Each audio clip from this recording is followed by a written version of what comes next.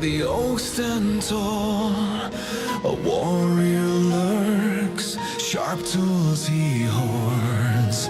Steel in his claws, vengeance in his gaze. The EDC Squirrel prowls, chaos ablaze. Blades glint, moonlit and cold, tight and grip, stories untold. Protect your nuts, the cry he screams. Pocket knives fuel his twisted dreams. Steel and fury, sharp and clean. The EDC Squirrel reigns supreme.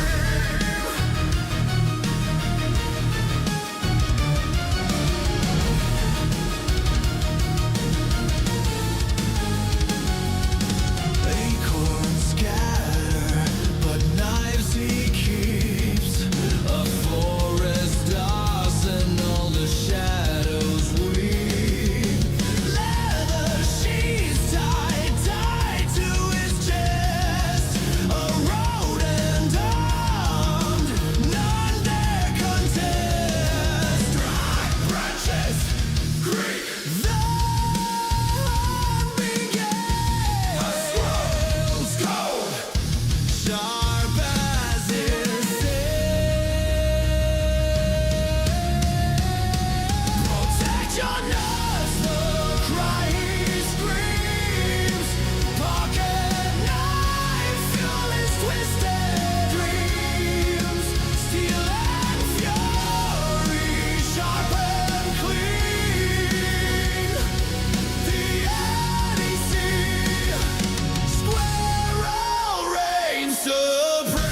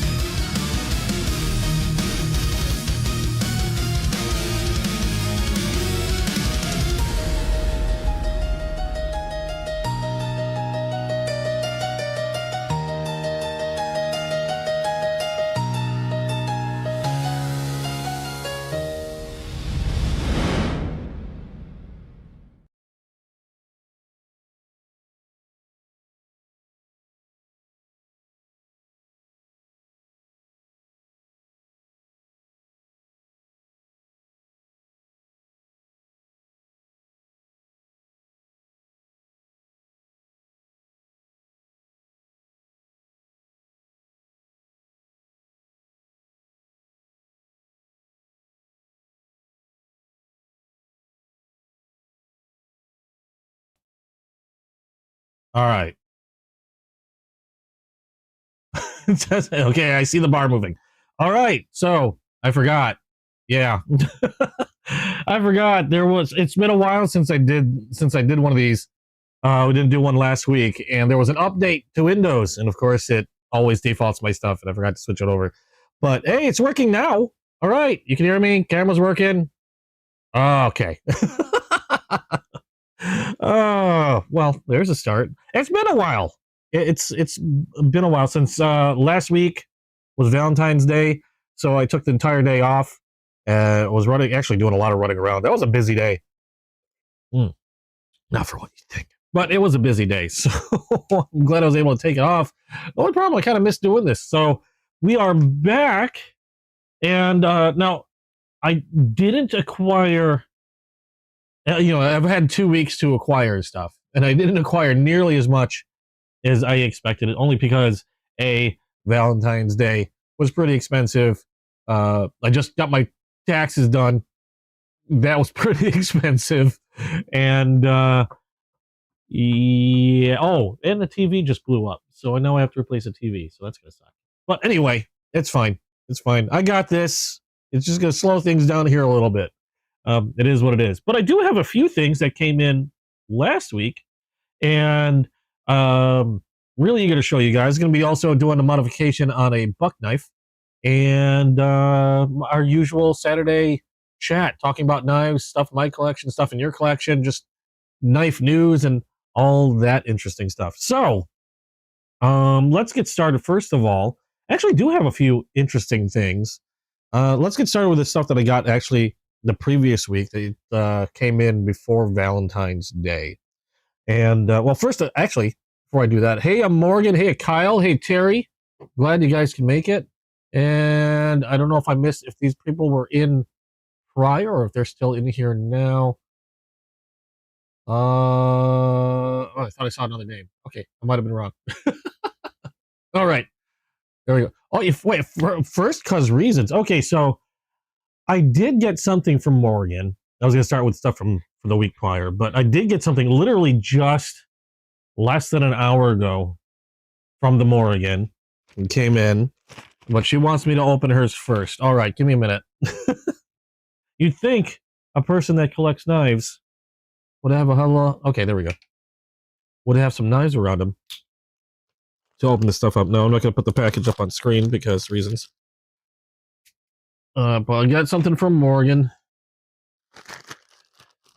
in the UPS thingy. Is there anything inside the bag? There we go. And what is this? Hold on. Let me put that away. Why can't I? Oh, it's see-through. All right, I see what it is. Morgan wanted me to open this first. It is kind of related. Oh no.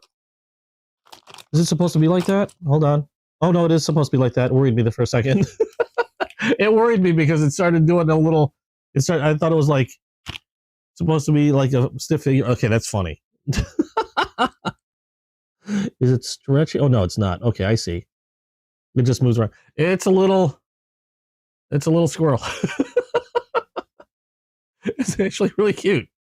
And it's got a it's got one of those, I don't know what you call those, but it can move. You can move it a little bit.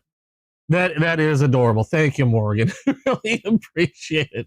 I don't know where it's kind of hard because it's top down. So, oh, it's kind of looking up, sorta. you can sit right there. And oh, you know what I forgot to put out? I usually have one of my stickers sitting out here, but for some odd reason I didn't. I still don't know what I'm going to do with all these. I got all these. I was like, hey, I got stickers. I don't know what I'm doing with them. Okay. So thank you, Morgan. I really appreciate that. That was really sweet. They called them fidgets. Well, I guess if you're... I'm trying to figure out how I fidget with this other than being like, woo! You can stay there. All right. So what? Okay, you know what? We'll continue on that track for a moment because I also got something from, believe it or not, and again, my apologies for misspeaking the name. I got a couple things from Melissa Backwoods, which I could have sworn I like ordered one, but I don't remember ordering the other one. So I don't know if this was just a thank you or whatever. So they're kind of knife related. First thing I got from Melissa, and thank you so much, Melissa. It was another pin.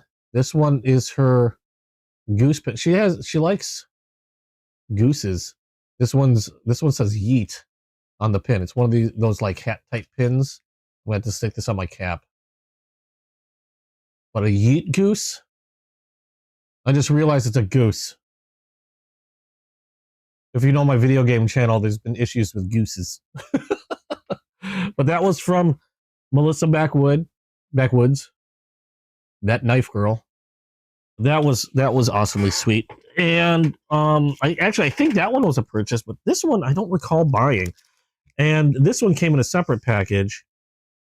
No card, but I got a patch, a Velcro patch which with knife. I'm guessing it's supposed to represent knife chick. A little Velcro patch. So that's from Melissa Beckwoods also. But that one was pretty cool. So we got the figures and the pins out of the way because I mean, since I unpackaged Morgan's, I thought that would fit together. So that was pretty awesome. We're just gonna put those off to the side there, so they can stay there. Murder chicken. Oh, it could be murder chicken. It's just I was going with knife chick because it's a chick. It's a knife, and well, it says that knife girl, so not really that knife chick. But yeah, that's what I was thinking. Anyway, all right. So as far as knives are concerned, we got a few interesting things. And now these were all from previous to Valentine's Day. And I did get a thing actually just yesterday. Got something from Monthly Knife Club. So I was kind of surprised to get it really quick. Wait, hold on. Coffee. Small coffee break there. So do have a few things. The first thing, this is going to be from my favorite knife whatnot seller. This is from Chasing Blades. And you know, if it's from Chasing Blades, it's going to be more than likely a case knife. This is another Crossroads knife. New for 2026. They've come out with a few new versions of their Crossroads, which are probably my favorite, like, slip joint everyday carry knife from Case, because they're modern materials, yet they're styled like their usual classic traditional knives. This one in particular, like I said, this is new for 2026. And there's another one that I'm waiting on. Unfortunately, it's like on back order. It's been really popular, but they're trying to get a hold of one for me. This one, however, is a Crossroads Sodbuster Jr., like the Crossroads you've seen before, that I've had and showed before, except they've done this in a black and tan rich light, kind of like the Barlow Crossroads that I had. I don't know if I have my Barlow over around here. I can find it real quick and do a short compare. Here it is. Is this the tan? No, that's not. Rich light was one of those materials that's like kind of new to me. I'm seeing more and more manufacturers do rich light. We've seen rich light knives from Kaiser, and actually, I think Kaiser's the only other person I've seen do that. Oh no, I think Spyderco is even coming out with another one. But anyway, you've seen this before. I've showed this before. This is the Barlow in black and tan rich light with G10 liners as well as a bolster. Well, they didn't have one, surprisingly, in their previous Sodbuster Jr., but they came out with one 2026, the black and tan rich light, pretty similar to that. I just think they look absolutely fantastic. S35 VN steel for the blade. Again, great premium steel for a really inexpensive knife. Now, I know the Barlows run a little bit more expensive. I don't know why the Barlows run more expensive, to be quite honest, unless it was just new. But these are new, and these still run, I believe, be around $60, $70. Now, there is another version. I can't recall if it's rich light, but the one that I'm waiting on is like a seafoam green burl, and it's a really interesting color, and it actually has a pocket clip attached, but that's the one that I don't have yet. Hopefully I'll be getting one soon-ish, within the next 2 weeks, I'm hoping. I'm just waiting for Chasing Blades to get a hold of one, because I'd love to get it from them. But again, new for 2026, this rich light black and tan. I don't know if they're going to come out with a regular tan rich light. I haven't actually had a chance to go digging around. So I'm a little behind on the knife news stuff. But this, I just thought looked absolutely gorgeous. Again, G10 liners, S35 VN steel. And what was the birth date on this thing? I'm still trying to find one with my birth date on it.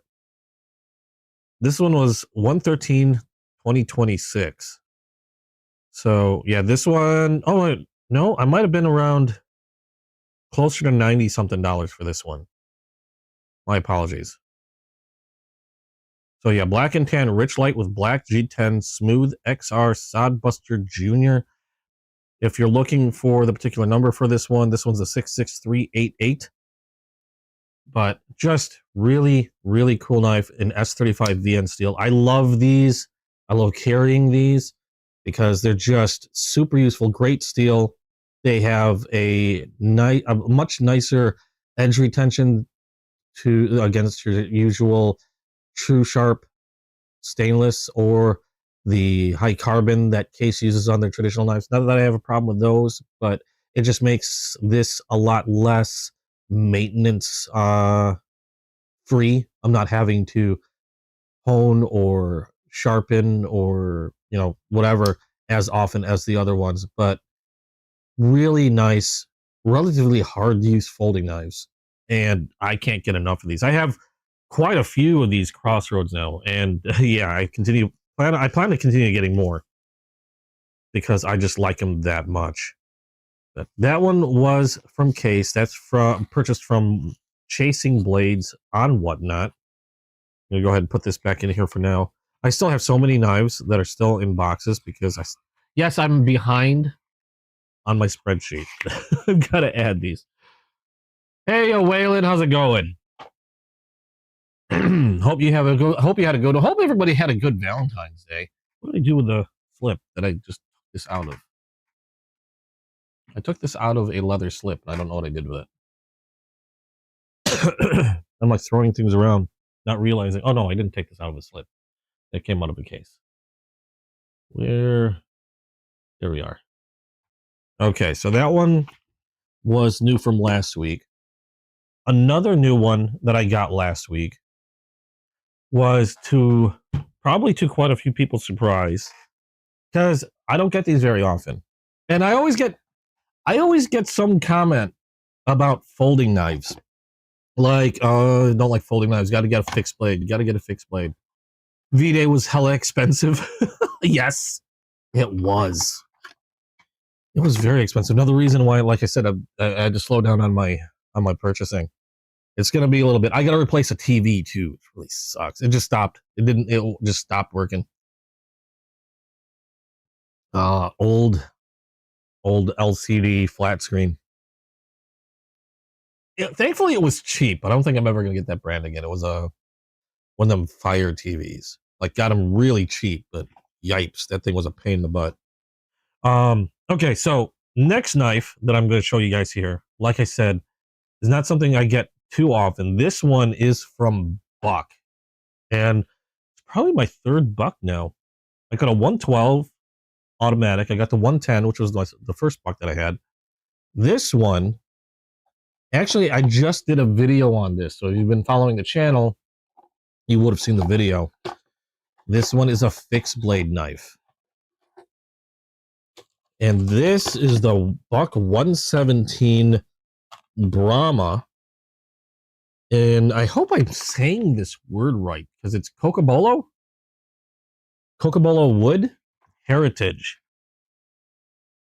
And this is gorgeous. And I love the black leather sheath on this one. Nice, thick leather. I love how they did the holster, or the sheath, because the way it buckles, it hugs the guard. It's got just enough space for the guard, so the blade is not slipping out at all once it's buttoned in.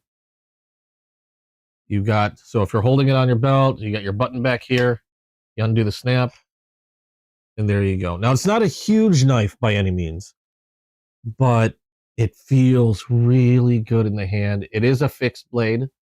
So for all those people who are like, I'd rather have a fixed blade. there you go. Here's a nice fixed blade. This is the Buck 117. It is a stainless steel. It is done in Buck's 420 HC steel. Now, I know a lot of people will be like, it's 420 steel. The thing is, Buck has their own proprietary treatment for their 420 HC steel. So while it's not like one of the premium steels, the more modern premium steels out there now, this 420 HC that Buck does in particular is head and shoulders above pretty much any other 420 you're going to see on the market. They have a proprietary treatment process that makes it much better in terms of edge retention and such. And it's a really nice stainless steel, very low maintenance, easy to hone and sharpen, and will retain its edge better than your typical 420. And really nice Cocobolo wood handle, nickel silver guard and pommel. A little bit of, what do you call that? Not texture, but it's got a little bit of, I'm trying to think of the word. It's formed to fit your hand. You can see little like finger ridges, but they're just very kind of minor, but just comfortable. It makes it really comfortable to hold. A nice grip in there. You got a little foot on the pommel there. I can easily get a full gorilla grip on this. And you even have a bit of a finger choil here. I could choke up on this and curl my finger over the guard to get some really nice control over that edge. It is a very pretty knife. I will say that. The wood looks amazing. Also, and like I said, the sheath, I love how they did the sheath, because again, once it's in there and you button it in, it isn't going anywhere. It's nice and secure in the sheath. I like that a lot. And to give you an idea in terms of size, now it's not, like I said, it's not a very big knife. I've got a buck 110 here. This was my first buck. And there we go. That's it next to the buck 110. So not a particularly big knife. Just, hold on, I'm trying to get it. Trying to see if I can get them to line up right. Just the barest hair. Just a hair longer. Otherwise, pretty much the same size. And what did I do with my buck 112? There we are. Here's my buck 112 to give you another idea, size-wise. The buck 112 is a smaller one. The one I have happens to be an automatic. There it is against the buck 112. And for those that do have a lot of modern knives, oh, I should have moved this case while I had a chance earlier. Shove this down under the table.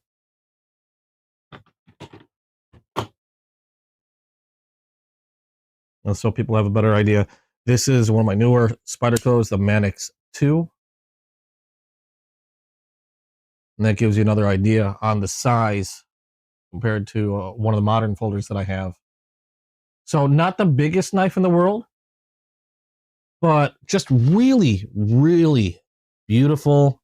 Again, fixed blade knife, so you don't have to worry about the pivot. I would consider this a much harder use knife than these knives currently on the table. However, oh wait, this is not a Manix 2. This is the Tenacious. I'm sorry, I pulled the wrong one out. But this is a Tenacious.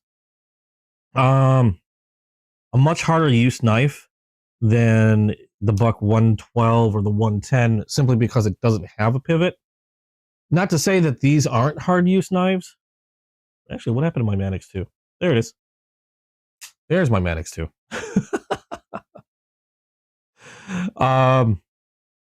But again, yeah, like I said, you don't have to worry about the pivot. You technically, I don't know if I still would, but you could technically baton with this one compared to the others. But I mean, downside, obviously, it's not exactly a pocketable knife. I suppose you could stick it in a pocket, but I don't think that would be optimal, to be quite honest. But yeah, again, pretty comparable to the buck 110. So if you're looking for something the buck 110 size, but want something that's not a folder, there you go. I'm going to keep the 112 or the 110 out. I'm going to be doing something special with that today.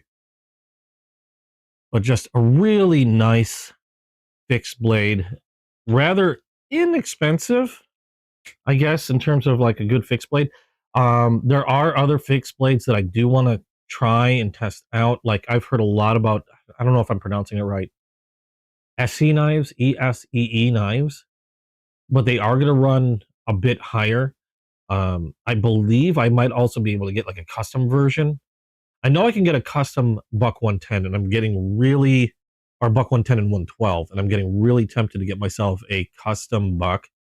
And while they don't offer the customs and automatic, I'm thinking getting a custom Buck 112, except they offer also S35 VN steel compared, like instead of the 420 HC. They have S35 VN, and they also have Magna Cut steel, and I'm really tempted to get one of these in Magna Cut. Just won't be an automatic version. So not a bad cost either. I believe I priced it at, if I didn't go with all their pricey little options and kept it relatively basic except for the knife and a few changes here and there, I think it was going to run about 180 for the custom that I wanted. So I don't know. If I do, it'll be a while, because normally to do a custom knife through Buck, they require like a 6 to 8 week lead time on those. And I know they have some, or I know you can get custom fixed blades as well. So that's another thought that I had in mind. But that's the fixed blade that I got. So that should satisfy all those people that I've been talking about. I want, I don't trust them folders. I gotta get a good fixed blade. Well, it's kind of hard to carry a fixed blade in my pocket. So, but I do occasionally get fixed blades. I do like a nice fixed blade. I have nothing against them. It's just, they're just a little bit more difficult to carry. Let me put that over there. So that's the Buck 110. Or, I'm sorry, 117. Really awesome fixed blade. They make quite a few other fixed blades. They have larger versions. I think like the 119. They have a interesting Skinner type profile one, which is like almost like a leaf style blade. I'm really liking Buck knives. They're just really nice. Oh, USA made knives. So I might be acquiring more of those in the future, hopefully. All right, what am I going to do next? I do have one more knife that I got from last week. Oops, dropped something. That I got last week before Valentine's Day. And this is the one, I did already do a video on this. However, I haven't posted it up yet. This is the one that, for whatever reason, very well could get a lot of people in trouble. Thankfully, where I happen to be, I'm allowed to own one. And technically, I can also carry it. And this one is from Ramet. They've become one of my favorite knife manufacturers. They've had some very beautiful knives. They have some really good, amazing premium stuff, and really surprisingly good budget stuff as well. This is, in a way, kind of a budget version, because they do have also much more expensive premium versions of this type of knife, but they do get pretty pricey. Even the budget, and I'm going to say budget loosely, even this budget version is pretty pricey. Let me pull up the info on this so I can tell you guys a little bit more about it before I unbox it. Some of you have already figured out what it is. Let me see here. Let me make sure I got all the information up, so that way I can explain this and make it look like I know what I'm talking about. Now, it's a first for me. I have not owned one of these knives before, so this is a first knife from Ramet, or this type of knife for me. Where the heck is it? because they have so many different versions of this one, and at different price points because of the materials used. I admittedly went towards the low end, which to say doesn't mean it's poop. It's just their most affordable version. And why am I not seeing it on their page anymore? I know they're still being offered. I'm trying to find the right one because they do come in different price points. And the ones I'm seeing are kind of like the middle-ish in terms of cost. And the premium ones for that matter. The premium ones are going to run you closer to $300. The middling, I'm going to call it middling. It's not. It's the version just above this one is going to run about 165. If I recall, this one ran just under 140. For some odd reason, oh wait, there it is. Yeah, 132. And they do come in different colors and such. And the knife I'm talking about, you guys are probably chomping at the bit here, comes in a Romet taco. And this is called the Innovative Design RT Swordfish. Now, it also came with this neat leather slip, which still allows me to clip it to my pocket. I thought that was kind of interesting.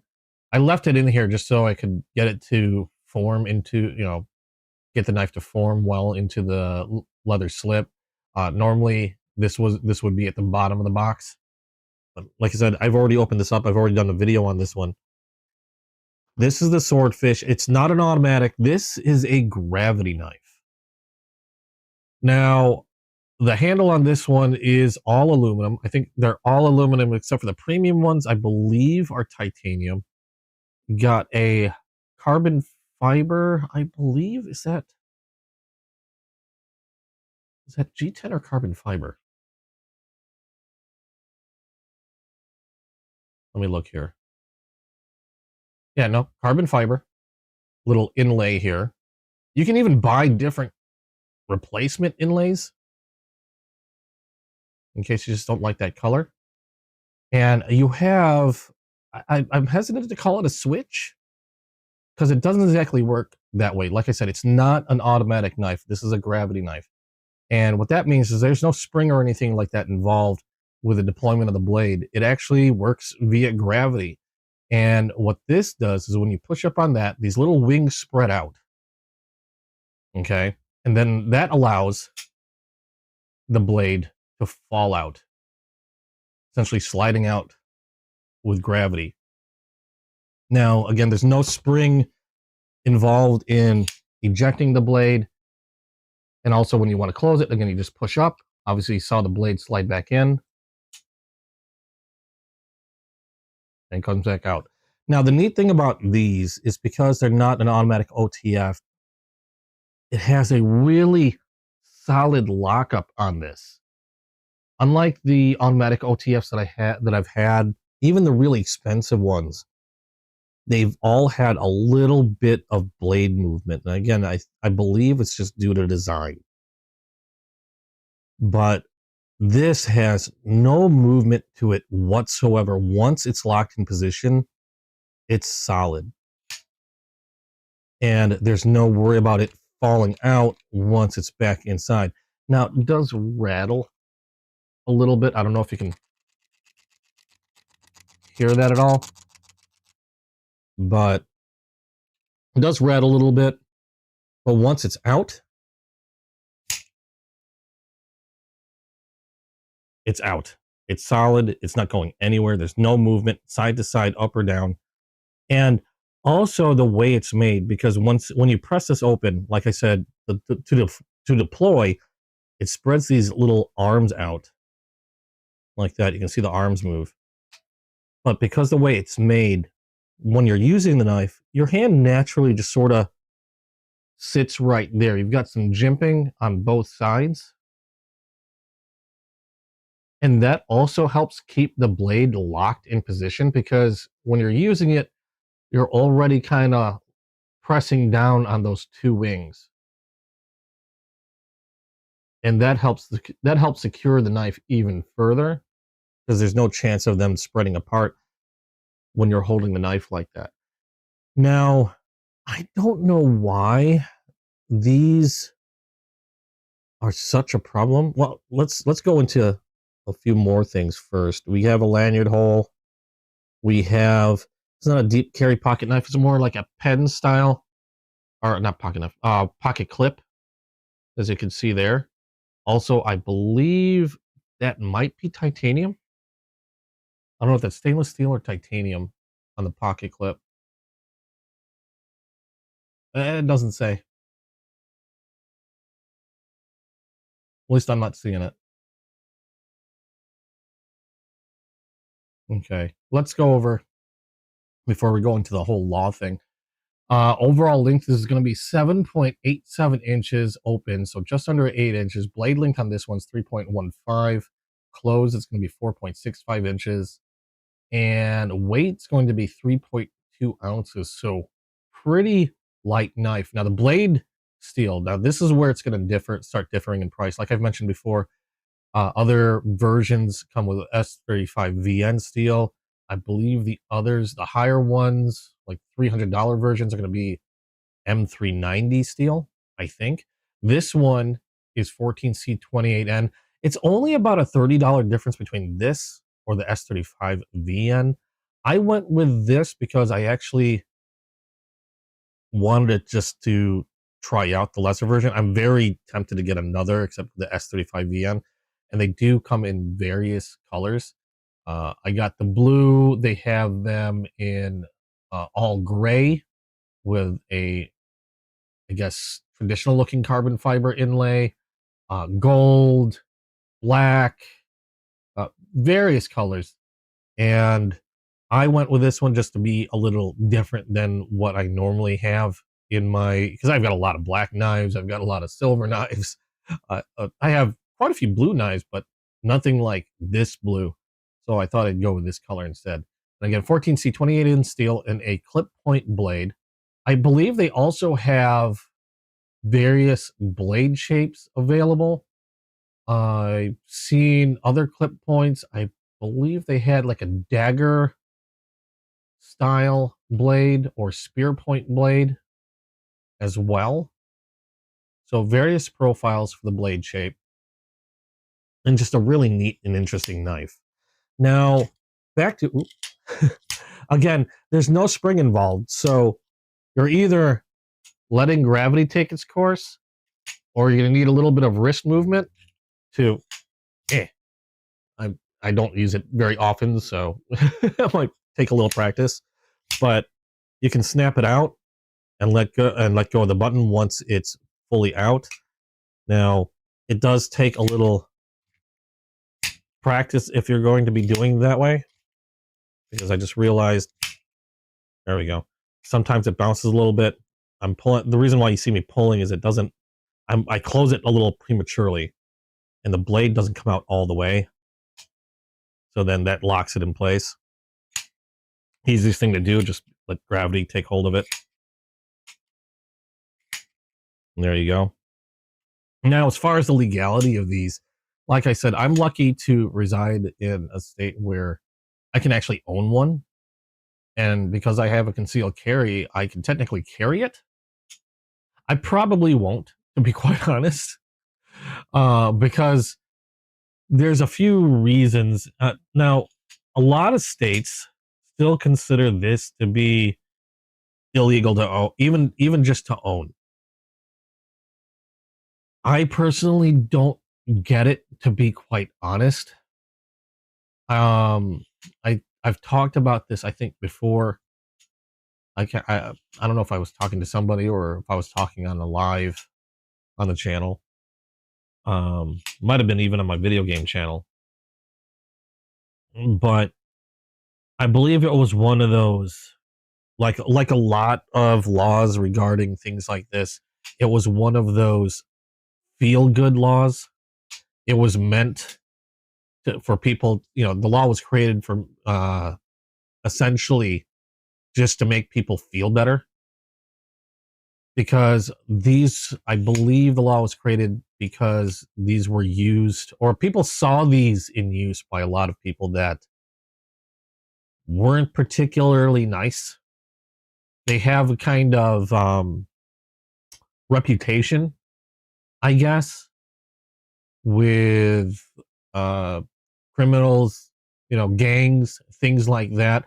I mean, even in media, like if you were to take a look at, it's an old movie, West Side Story, I believe, which is a musical. They were using switchblades. I don't know if they were using a gravity knife, but they were using switchblades. Switchblades generally fell under the same type of law, where they were used by a lot of gangs and less scrupulous people, or at least they were associated with a lot of less scrupulous people. Yeah, scrupulous. I can't even say that word. People. And because they had that imagery associated with them, laws were created essentially to make the public feel better, if you know what I mean. Because so many people associated this with like knives like this with gang use and things like that. And to be quite honest, even with my automatic knives, let me pull one out. Well, you saw the buck. Even with my automatic knives, we've talked about this before. I think, if anything, they're cool. I mean, sure, they can be relatively quick. There's my Kershaw. They can be relatively quick to use. However, here's my Manix 2 again. So can my Manix 2. And in some cases, these are a lot quicker to deploy and close up than my automatics. Like maybe with the exception of a fully automatic out the front. I mean, my manual folders are just as quick, if not faster, to be quite honest. Hey, Burning Stables, how you doing? Glad you could make it. So, in regards to the laws on these automatic knives, I mean, personally, I think they're kind of ridiculous. Now, this is probably the only one where, yeah, it's probably quicker for me to retract. Again, this one's a fully automatic in both ways. Probably quicker to retract than my manual folders. But as far as like side folder or side automatics like this one, essentially switchblades, because this one still requires two hands to close. This one, I mean, I can close one-handed, sorta, technically. There we go. Takes a little bit more forethought because I don't want to cut myself. But yeah, I believe my, oh god, yeah, see, I'd prefer to use two hands. My manual folders are quicker. So, hey, William, how you doing? Clayton, glad you can make it. I don't know if I missed anybody. We're just talking about gravity knives, and by approximation, yeah, I use my leg to close it. Like now this one's a little different because the way the Buck has theirs, the Buck automatic, it's a lockback automatic, so you still have to use the same locking, the way you would normally fold any other 110 or 112 lockback mechanism. You don't use the button. The Kershaw, use the button, but I'll either use my hand and fold it over, or a lot of times I will use my leg. I'll press a button and then just bring the back across my thigh to fold it closed. But yeah, I was talking about the legality and how a lot of places still view these as dangerous and, like, you know, frightfully dangerous weapons, when it is generally just because of the association with gangs and other unsavory people. Uh, and a lot of times, to be quite honest, I don't know if, like, the gravity knife especially is not very, I mean, I guess if you're flicking it out, it can be relatively quick, but if you've noticed, kind of an exaggerated movement too, and that didn't even perfectly lock up.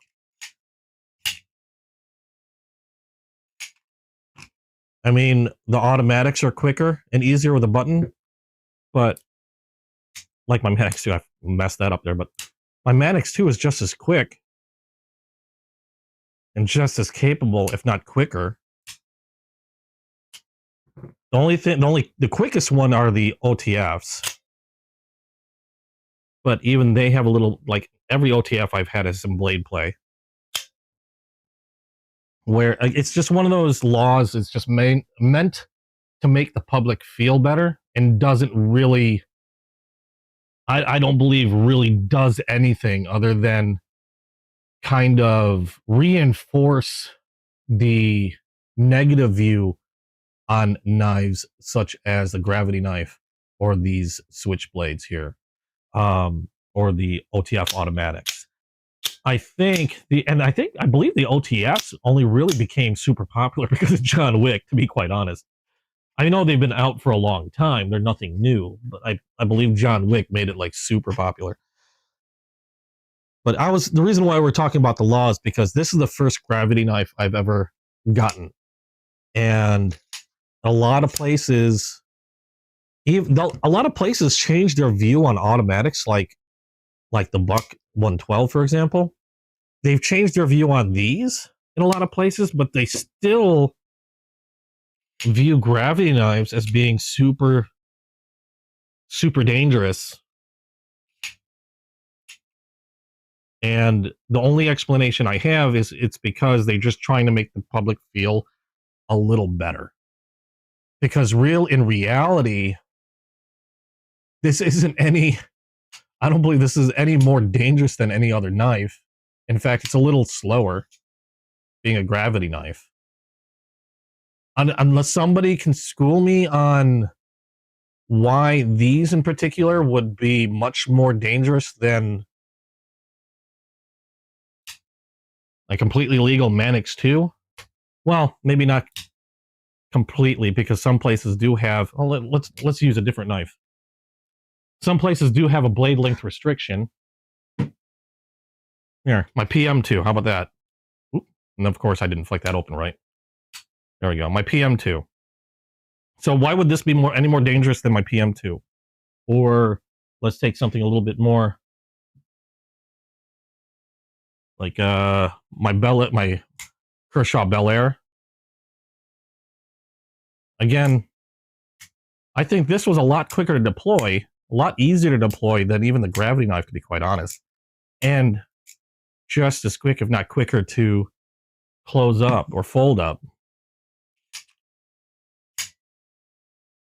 than the gravity knife. So again, other than a feel-good measure, personally, I think the law is kind of stupid. But that's how a lot of these laws are created. They're created as feel-good measures by people that really don't understand how a lot of these things work. And I'm not just talking knives. I'm talking about a lot of things. Lawmakers that create laws on things, they have the barest understanding of how they work.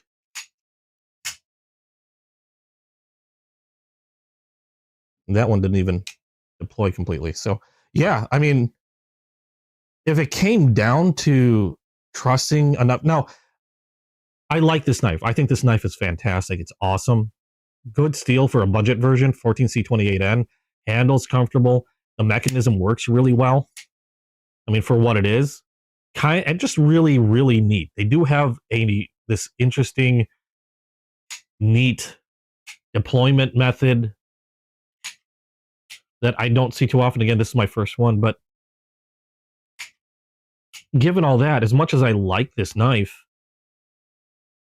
if I'm in need of, say, for example, an emergency, I'm just going to say emergency to blanket emergencies. I would much rather have my Spyderco, my Demco, my Kershaw, the Bel Air with me than you know trust my gravity knife in an emergency. Because as you saw, even with me flicking it out as fast as I can, it's kind of unless I'm really well practiced. First of all, movement's a lot more exaggerated. And sometimes if it's not out all the way, I have to give it a little pull to lock it in place. Once it's locked in place, it's fantastic. Once it's locked in place, it's great. Once it's closed up, it's great. But yeah, it's one of those weird things, those weird laws. And I'm not going to stick or talk too much about it. I've already talked about it at length. But I just found it interesting because we recently essentially just changed ours to where I could carry something like this, because for the longest time they were considered uber deadly weapons. Almost like if you had one of these on you, then people would just start dropping like flies. I don't know, just from proximity. I don't get it, but there you go. You still don't have a gravity knife. What should be your what should be your first one? Check out Remet. This was my first one. This one ran focus. This one is called the Swordfish. This one ran $132 for 14C28N steel, aluminum handle. They do have other versions. They have a version of S35 VN steel for $160 some odd dollars. So they have a premium version with, I believe it's M390 steel, and I think titanium handles. I'm not looking at it, so let me verify before I'm just talking out of my ass here. They do have a premium version that runs $289. Yeah, $289, and that's what's the steel on this? Yeah, M390 steel, and I was right. Titanium handles as opposed to aluminum, so you can get a premium version. I like these Remets. I think Riat makes gravity knives as well that are really well regarded. The Remets have been really well regarded. I'm sure you can find gravity knives for much less from other manufacturers, but I'd be a little careful.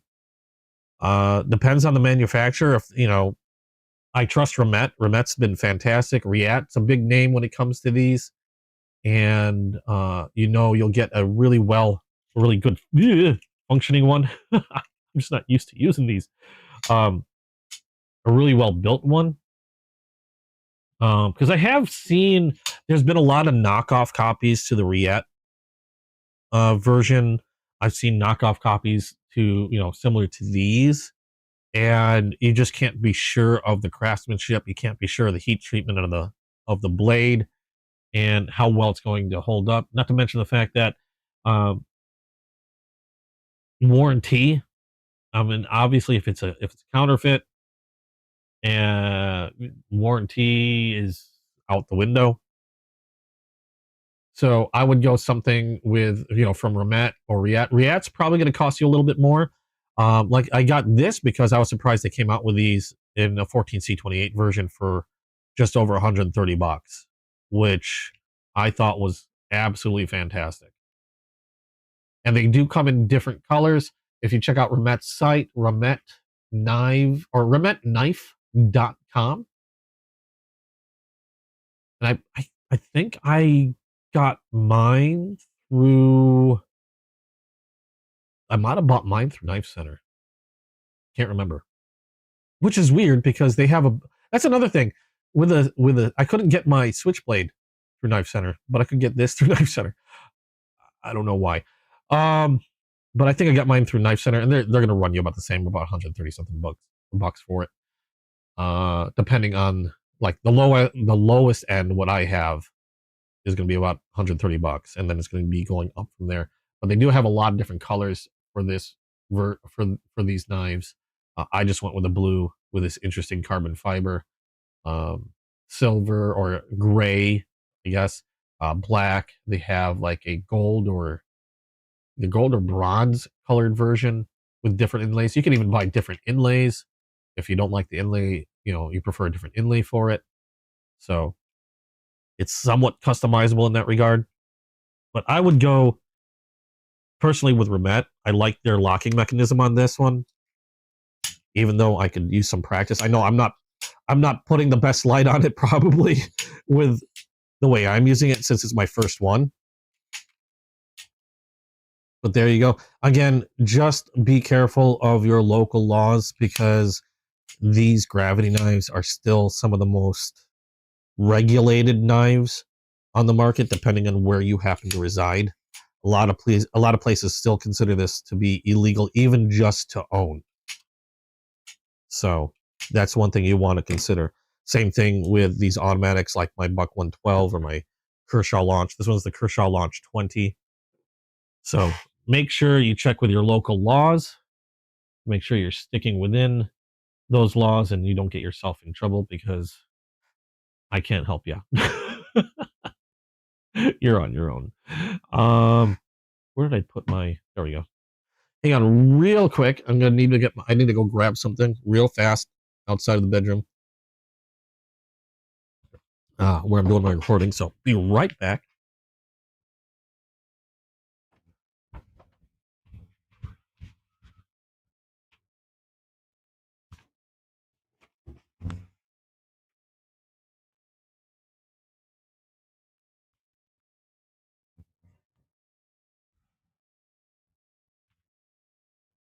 All right.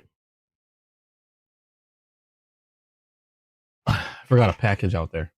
You love the 110 auto? I went with a 112 because I reside in a state that has blade length restrictions. And it's not so much the state, it's different localities. Where I live is kind of messed up because the restrictions can change from county, city, whatever, village to county. So I could step across the street and suddenly I went from a place that has, say, for example, a 3-inch blade restriction, and suddenly I'm in a place that has a 2.5-inch blade restriction. And now a lot of places, they're not going to sit there and check you or check everybody that goes through. What if for some reason you're stopped and for some reason you're searched and you have a blade that's questionably large? They might ask you why you're carrying. And if you don't have a good reason for carrying a knife that exceeds that blade length restriction, you could be getting yourself into trouble. Obviously, or in my state, intent plays a big part of that law. So there's an intent to carry as well. Now, if I'm carrying something like that, these are all tools. I'm a collector. I also use them for work. So generally, I'm okay. Now, they might question the reason why I might be carrying something like this. Again, because these tend to have a bad, they've been put in a bad light, which is probably why I won't be carrying this very often. This is more of a neat to have knife because I've never had a gravity knife before. Thankfully, they are legal for me to own. Technically legal for me to carry, but I probably wouldn't bother because it's just not really worth it to have to deal with any issues. Chicken Fried Steak, how are you doing from Central Cali? How are you doing? Welcome to the stream. But yeah, that's why I have the 112. I want to get a regular 112 also. The reason why I got the automatic right away is because I got a really good deal on it. And I was like, I'm going to get one, might as well get one now. Because the Buck 110, while I love it, it's just a hint on the bigger side. And I probably could still carry it without much issue, because again, they're all tools to me. I'm a knife collector. I don't think I'd run into any issue. I just play on the side of, I just prefer to err on the side of staying within the law. So I don't generally carry this one. But that's why I have stuff like the Launch 20 from Kershaw, because this is a 3-inch blade. Generally, the majority of laws that I've seen that deal in regards to blade length restriction tend to be around 3 inches or less. So I like to, I'll stick to a lot of knives that are 3 inches or less in my collection, because I do like to carry a lot of the knives that I own. So that's why I got the 112. That's why I got the Kershaw Launch 20, even though they have some amazing larger versions like the 117, or not the 117, that's the Brahma, the Kershaw Launch 17. I think there was like the 23, except they're much larger. And I would get an automatic 110, but I have my eyes set on a custom buck, and that's where my money is going to end up going if I get another buck. So there we go. Ronald, how you doing? Welcome to the stream. You just picked up your second winter blade. I would just love a first one. Those things aren't cheap. The winter blades look fantastic. If you've never seen a winter blade, is that the one? Isn't that the one that has like it's got like a magnetic detent or something?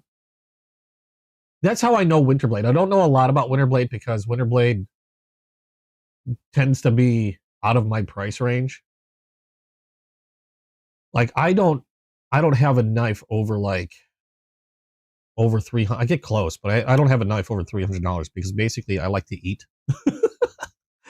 I like to eat, and I have bills I gotta pay. So I already spend enough. I mean, yeah, sure. I guess if I didn't get, say, this, and if I didn't pick this up, and if I didn't pick this up, I can get one knife, one really expensive knife. But then I'd be missing out on this, and I'd miss out on this, and I'd miss out on this. So that's where my brain goes. I would love a winter blade though. And aren't they also hard to get? Because they tend to sell out like really, really fast. At least that I've seen. Every time I've seen a winter blade, they've been like out of stock or gone. Not that I'd be able to afford one, but they kind of disappear pretty fast. So let me put this away. I got one more new knife that I actually just got yesterday, and I don't even know what it is. Because the knife that I got yesterday came in through the monthly knife club. So this one's going to be a surprise to me. I'm going to keep my 110 out because I'm going to do something with a 110 in a little while. What did I do with the sheath for my? There it is. For my 112. I'm going to do something special with a 110. But before we do that, I'm going to unbox this mystery knife that I got from Monthly Knife Club. Yeah, you have to be on the site right when. Yeah, exactly. You have to be on there right when they drop. As soon as they drop, and you got to be ready to click. I've done that with a few knives. Nothing with Winterblade. Like I said, they tend to be expensive. Or to me, they're expensive. So I stay away. I eat enough ramen as it is. I don't need to eat more ramen. Okay, here we go. Where did that go? Here it is. Okay, so I got something from Monthly Knife Club. This one just came in yesterday. I don't know what it is. I belong to Monthly Knife Club's Tier 2 name brand. It's a monthly subscription box, and they have a few different tiers. The tier I'm into has like I said, Tier 2 name brand knife. And my tier runs $55 a month plus shipping and handling. And they have other tiers. They have some lower cost tiers. I believe like $25 or $30 for a tier 1 name brand knife. And mine just includes a knife. They have other higher tiers. I believe the most expensive one I think is like around $160, $180 a month. And then they have other subscription boxes that include stuff other than just knives. So you can get knives and then a whole bunch of like other EDC gear, EDC related gear. I just have the one with a knife that comes monthly. They charge the first of every month.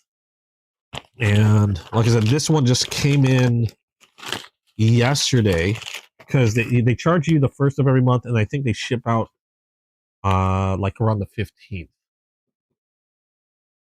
Oh yeah, they are pricey. I'd love to get one, but they pricey. And thank you, Ronald. I appreciate it. So this one is going to be interesting because I don't know what it is yet. I haven't peeked. Don't tell me. This from Monthly Knife Club is I thought it weighed a bit. We got a tenable.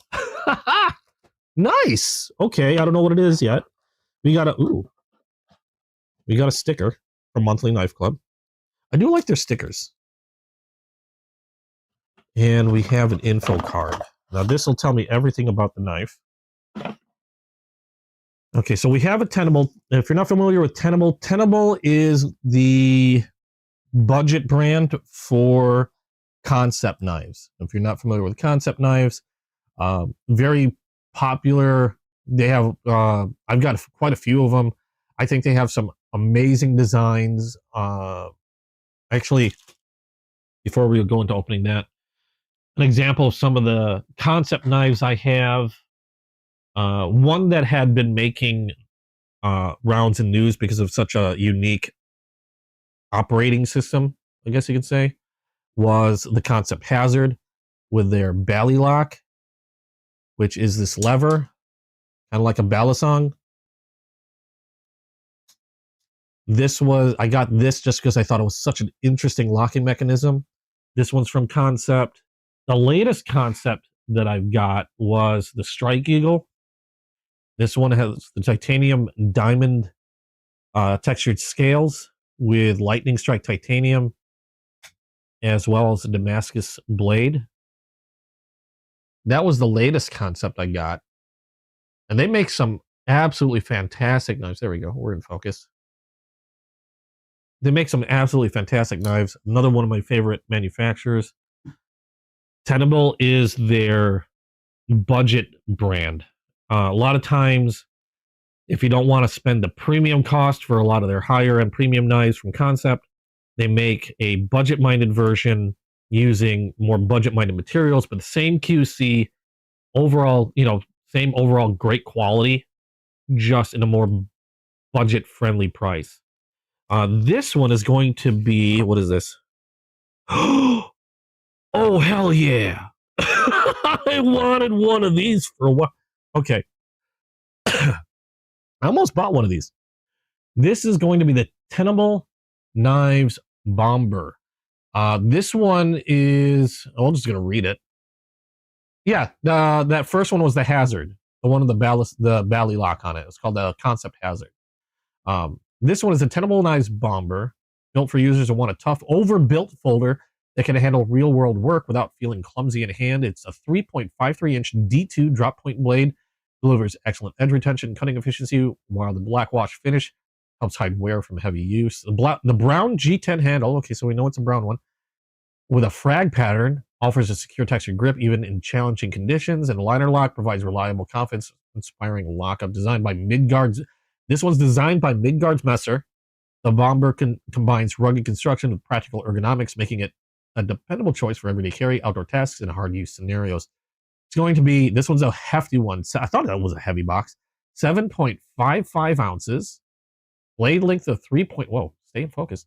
Blade length of 3.53 inches. Overall length of 8.38 inches. Blade materials D2 tool steel. Handle is brown frag G10. Thumb hole deployment. Drop point blade. Liner lock. Tip up clip. Pocket clip carry. And ceramic ball bearings in the pivot. Now, again, my cost for this, and I'll compare these. My cost that I pay for a monthly knife club is $55 plus shipping and handling. Usually comes to around like $60. They're saying the total value of this knife is between $68 and $98. So we're going to take a look, and I'm going to see if I can find this and see how much I can find it for. So I'm looking for the Tenable knives, bomber, and see what comes up. First of all, I know that they tend to get their pricing from the manufacturer. So that's not tenable. That's something else entirely. There we are. So the bomber on their website, now if I'm looking at the exact right one, is going to run $68.89. So right at the low end of their total value, but that's from Tenable's website. Let's see what we can find realistically from others. Let's check Blade HQ. Blade HQ is $68.89. So just in line again. Amazon, I don't know if Amazon has these. I haven't seen a Tenable bomber on Amazon. I still don't see one on Amazon. eBay might be a little different. Those swing all different ways. So at least through Blade HQ, we're looking at the same cost. Knife Center, $68.89. Okay, so everybody seems to be following Tenable's same pricing at $68.89. So we're right there. In other words, not bad. Probably saved myself a couple bucks on this one. Unlike the last one, I think last month was the first knife that I paid probably a little bit more through the monthly knife club than what I could have bought it on retail. I think like the last one what was the last one I got? I can't even remember the last one I bought. Or the last one I got from monthly knife club. What did I get? Hold on a second. I can find that out. It'll be a minute. White Mountain Knives. How much is it on White Mountain Knives? Where's my last one?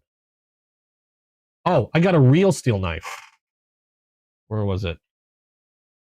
This is what I got last month from the monthly knife club. It was a real steel. Can't remember the name. 14C28N steel G the G10 or micarta. I like to say micarta scales, button lock with a safety lock. This was the only one. I've been with Monthly Knife Club for almost a year now, I believe, and this is the only one that I managed to find that was a few dollars less than what I paid. Like I can find it. I can find this less because they were also running a sale. So I was finding it for a lot less than what I paid for my monthly knife club. And that's the only knife I feel that I've paid a little more through the club. This one is about roughly in line what I've been saying roughly in line from what I've been seeing with the monthly knife club. Usually I'll save a few bucks. So in this regard, not a bad deal. Now let's take a look at the knife because we haven't even done that yet. We've been doing a lot of reading on this thing. Now, obviously, I've not been in this. Hold on. Let me grab. There we go. And if you're wondering what I'm using, this knife sees a lot of package use in the home. This is my Kaiser Uda-Bear, which is a utility knife drop bear, essentially, from Kaiser.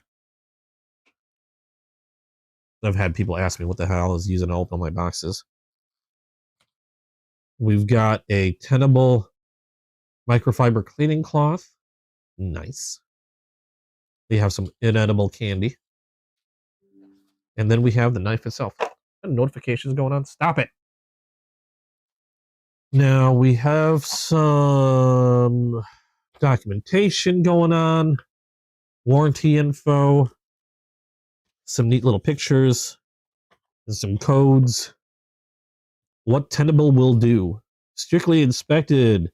If a Tenable product fails to function, they fix it. So that information is in the box. We're just going to throw those in. That can stay out there. Let's take a look. I almost bought one of these on Whatnot because I've been kind of wanting an overbuilt knife. I don't really have too many overbuilts. The Jazz G10 is bringing $100. What do you mean the Jazz G10? You talk about like one of those fancy color ones with all the wild colors.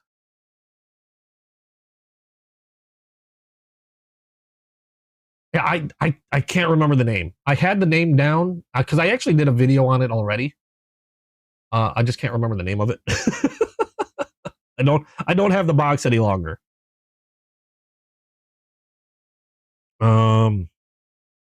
If I remember, it'll come. I can't remember. It had a. God dang it! It's gonna bug me now. Real steel. Griffin. Thank you, Waylon. I appreciate it. It's the Griffin. I knew it. I knew it was a mythical creature. I just can't remember which mythical creature. Anyway, let's take a look at this bomber. I've been wanting an overbuilt knife, and I've got a couple. Actually, from Concept, like they're I forgot what they're called now. They're kind of like cleaver blades. But this is a weighty boy. How heavy did they say this was? 7.55 ounces. We've got a nowhere near deep carry pocket clip. Really interesting pocket clip. That is low. And not very deep carry. Looks like, unless it's tilty, no, it's not even that. It's going to ride right about there in the pocket. So you'll have that much poking out at you if you stick this in a pocket. We've got a thumb hole. We've got a pretty sizable fuller here. I don't know if this could ride up like a... No, that's not really a front flipper. Let's see how the thumb hole is. There we go. That is a thick blade. Holy, can this focus? There we go. That is a thick blade. Look at the spine on this guy. We have a full backliner here. Completely full backliner. I actually like that. Really grippy G10. That, what do they call this? Like a grenade type or frag pattern? And a pretty hefty looking liner lock. I mean, that's a thick liner lock. And I didn't really open that up very quickly. I'm going to try the fuller on this. Actually, it seemed to be easier to use the fuller. Looks like pretty good lockup on this one. Let's see how this is closed. Nicely centered in that well. There we go. Now, the pocket clip, I don't think you can... We might be able to reverse it. Oh, wait, no. Pocket clip is going to be non-reversible. They didn't include another pot. No, they didn't. Okay, so the pocket clip is non-reversible. So it's going to be only right-hand carry, tip up, unless you want to carry it weird in your left pocket. And this thing is hefty. That is a chunk in D2. That's a really big chunk of D2. Now, D2, I know some people kind of scoff at it. For a long time, it was the premium knife steel for a good long time. Great, in fact, amazing edge retention on D2 steel. The only thing you got to worry about is it's not a stainless steel. It's just barely a stainless steel. Not even, oh, no, I shouldn't say barely a stainless steel. It's not a stainless steel. I guess you could say it's like just a hair below a stainless steel. So if you don't take good care of it, there is a chance it can rust on you. But it holds its edge really, really well, and for a really long time. It could be a little harder to sharpen than other blades. Like, I'd suggest using a diamond stone as opposed to any regular sharpening stone, like a whetstone. But that is a chunk of metal, flat ground. You got some oil on there, I noticed, because I was fingerprinting that up. It is a big unit. Hey, Stu, how you doing? Let me wipe my fingerprints off. That's just a chunky blade. It feels really good in the hand, though. I can easily get a full Gorilla Grip on there. The pocket clip feels pretty decent. I mean, I can feel it underneath my knuckles, but it's not bad. It doesn't feel irritating, so that's pretty nice. Now, how I normally hold it, we got a fair amount of jimping here. Kind of aggressive, but not uncomfortable. A little bit of a swedge forward on that clip area. But otherwise, pretty nice. The edges on the G10 are nicely rounded and smoothed out, so it's not, you don't feel it cutting into your palm at all. And we have just a bit of a sharpening choil right here, as you can see. So your fingers are going to stay well behind here. I can comfortably hold it this way if I really want some precise control over that edge. Pretty sweet. I've wanted an overbuilt knife for a while. And when I was looking at these before, I heard they were designed by Midgard Messer. I was really excited to be able to get like a Midgard Messer design for very low cost, as it were, which is why I was looking at these. In fact, I would have already had one of these, except I got beat out a few times on Whatnot auctions. Otherwise, I probably would have paid roughly about the same, to be quite honest. Thumb hole is a little on the small side. I like to reverse flick these. It's still workable, as you can see there. The fuller is usable as well, which is really nice. In fact, I don't know what I prefer using if I'm going to reverse flick, would be that thumb hole or the fuller. They both work. Once it's open, the lockup, nice and secure. I'm not feeling any movement on the pivot, nothing side to side, up or down. And a pretty decent lockup with that liner. It's not barely getting in there, and it's not flying over to the opposite side. So pretty good in terms of liner lockups. Again, Tenable is the budget brand for Concept, but I found with every Tenable, not that I have a lot of Tenable, I think this is only technically the second Tenable I have. The other Tenable I have is the Tenable Fenrir, which is another fantastic knife. And they do a great job. I love Concept knives. I have quite a few of their higher end version. They even have some other budget versions out. The other Tenable I have would be, let me pull that one out so you can see what I'm looking at. Where did I put it? There you are. This is the Tenable Fenrir. They have premium versions of this out from Concept. Oh, killed my squirrel. Get over there. That's the Fenrir from Tenable. Another awesome knife from Tenable. You can get premium versions. Like this one, I believe, is a Nitro V steel. The premiums are made by Concept. I believe they come with an M390 or at least an S35 VN steel. But other favorite concepts like this one, this is the Concept Tarako. This is one of my favorite knives from them, actually. But the reason why I pulled those out is because the quality that they put in their premium knives follows through on their Tenable budget brand. This is no exception. This is a chunky boy. Really smooth pivot too. Nice and just glassy smooth. And especially when you're moving a big chunk of steel like this. Like, one of the things I'm worried when you have something this size is just deployment. I mean, it might not be the fastest deployment, but I can still deploy it relatively quickly. Again, very smooth pivot on there. Since this is a new one, let's see how this factory edges. And we're going to do a cut test as soon as I figure out what I did with my magazine. Because I am making a mess over next to my desk. And I know I have a magazine around here somewhere that I used to cut up. There it is. Let's do a cut test on this guy. Let's take a few pages out. And let's see how good the factory edge is on this.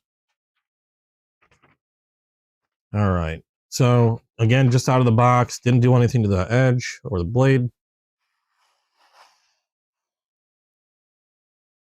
That is a nice, sharp edge. Surprisingly agile. Like, I even can cut waves in the paper. And that is just swimming through. And it's such a chunky blade. Eh. There we go. It is such a thick blade, yet I can still get a nice curvy cut if I wanted to. Let me see. Nice crisp edges on the paper. I don't know if it's hard, if you can tell, but really nice crisp edges there. Surprisingly agile. I'm really making a mess now. That is really nice out of the box. So I'm going to try one more type of cutting test because I've been having fun doing this. My girlfriend's been wondering why I keep saving all these little toilet paper rolls. It's because this is fun. We got a little toilet paper roll. Now I'm going to be a little bit more careful because I don't want to damage my mat any more than it's already been damaged. But so unsupported toilet paper roll. Just not a problem. Not a problem. Now, this might be a little bit more of a problem because I've already cut into it. So yeah, it's going to bend. Huh.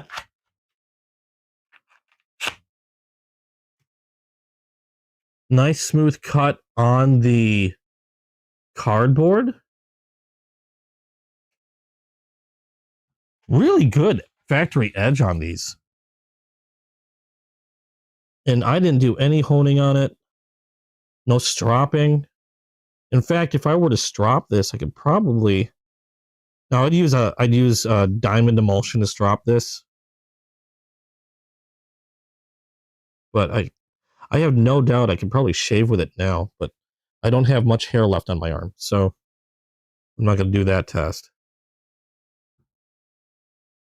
But really nice edge on that. That's pretty sweet, especially for a blade this thick. I'm getting a kick out of this guy. That's cool. I'm so excited to finally have one. How's this with a thumb? Should be relatively just roll it up. And even just rolling it up, pretty good lockup on that liner lock again.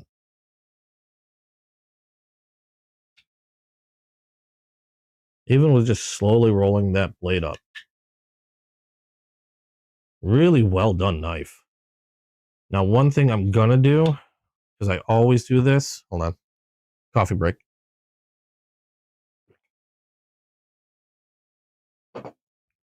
Where did I put it?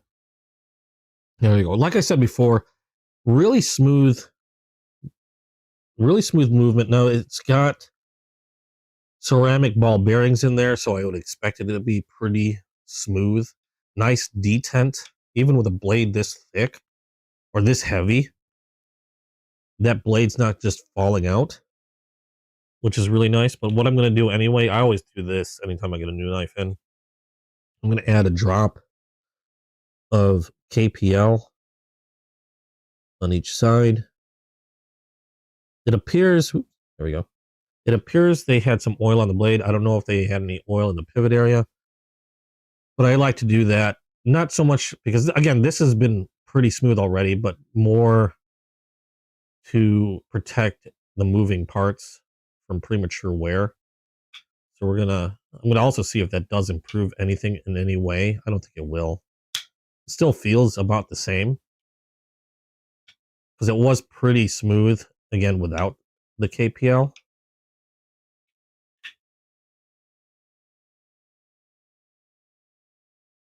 I just want to see if I noticed any difference. It's funny because I can kind of hear it, but I don't feel it.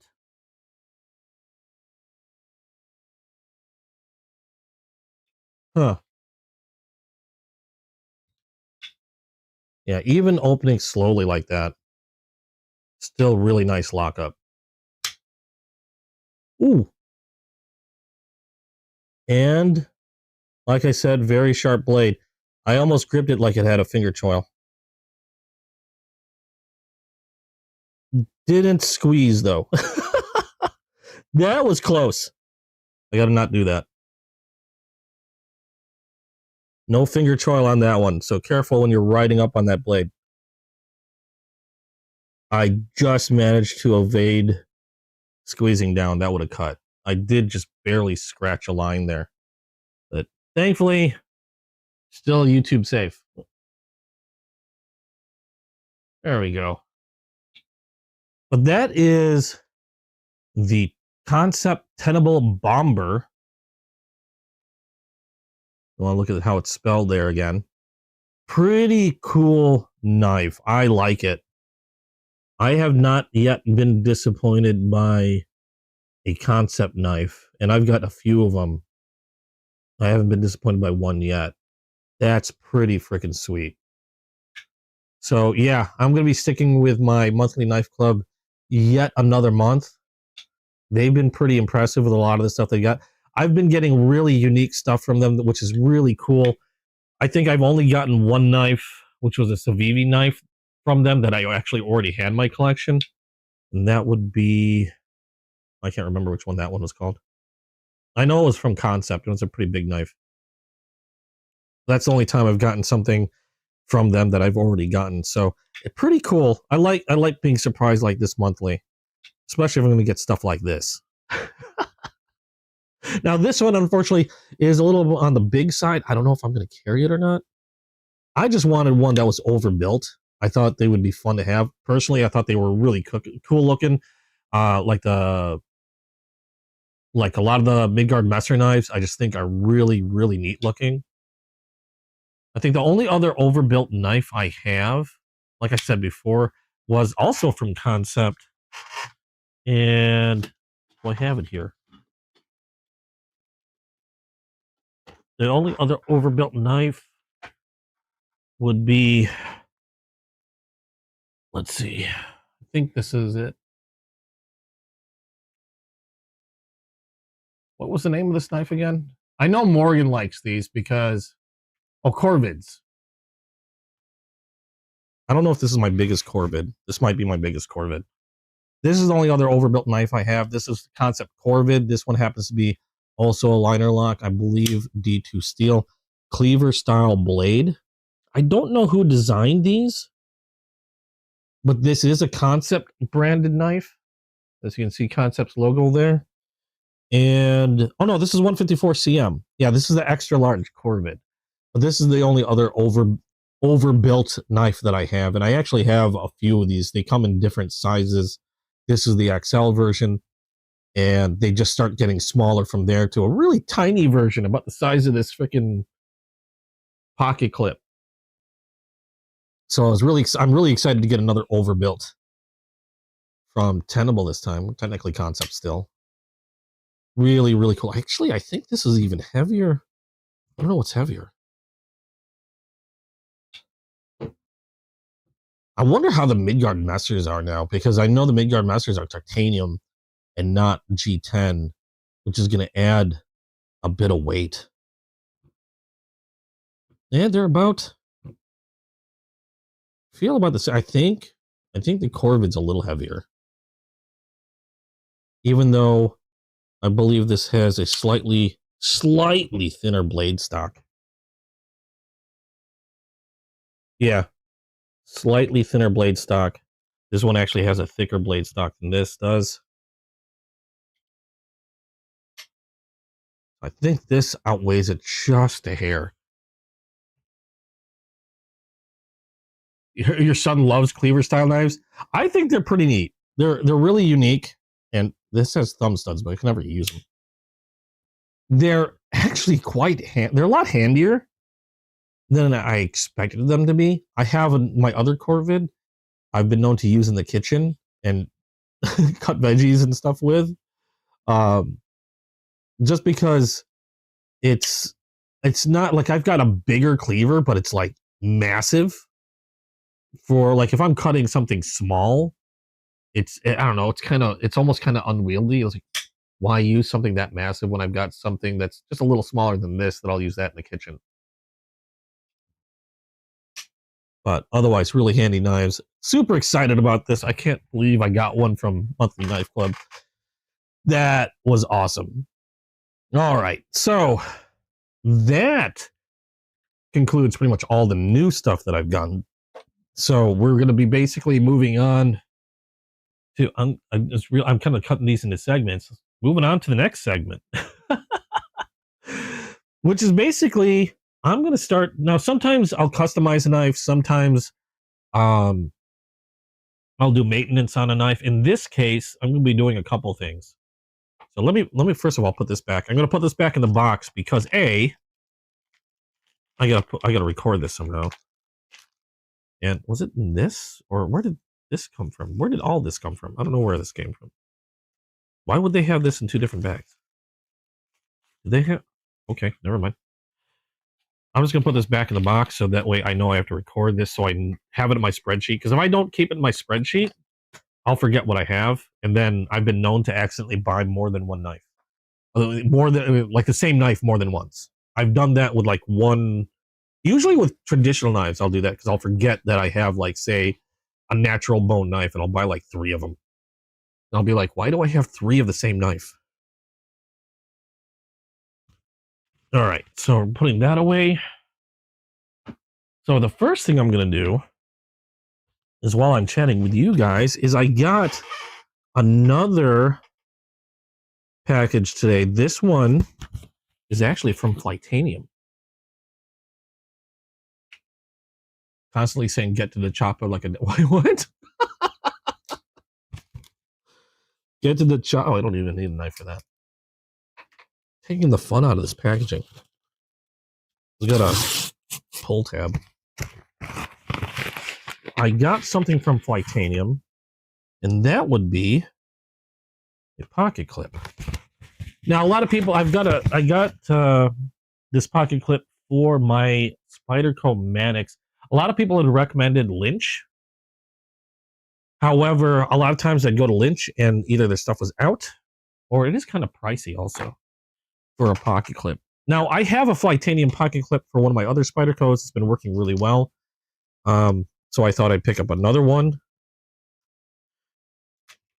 One of these days I'll get a Lynch. I just haven't got one yet. I'm hoping this fits fine on my, yes, it's a little shorter than the spoon, even though this is the long clip. A little shorter than the spoon clip on my Manix 2. However, it's going to be a much deeper carry because I don't know why they still use these pocket clips. I don't like their pocket clips. So we are going to replace that as soon as I figure out where I put my tool set. And then while I'm doing that, just chatting with you guys. Which is pretty much what I do for the next 2.5 hours. So what has been new with you guys? What stuff have you guys been into? What knives have you been collecting, picking up? What's been catching your interest? I think these are T8s. I could be wrong. It's either T6s or T8s. Please tell me they're T8s. They are T8s. Awesome. So we'll go ahead and unscrew this.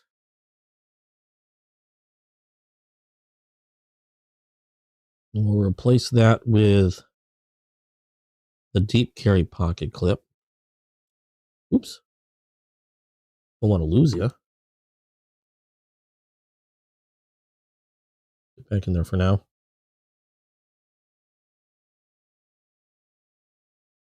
But yeah, if he likes those cleaver style knives, I highly suggest those Concept Corvids. They're just really cool.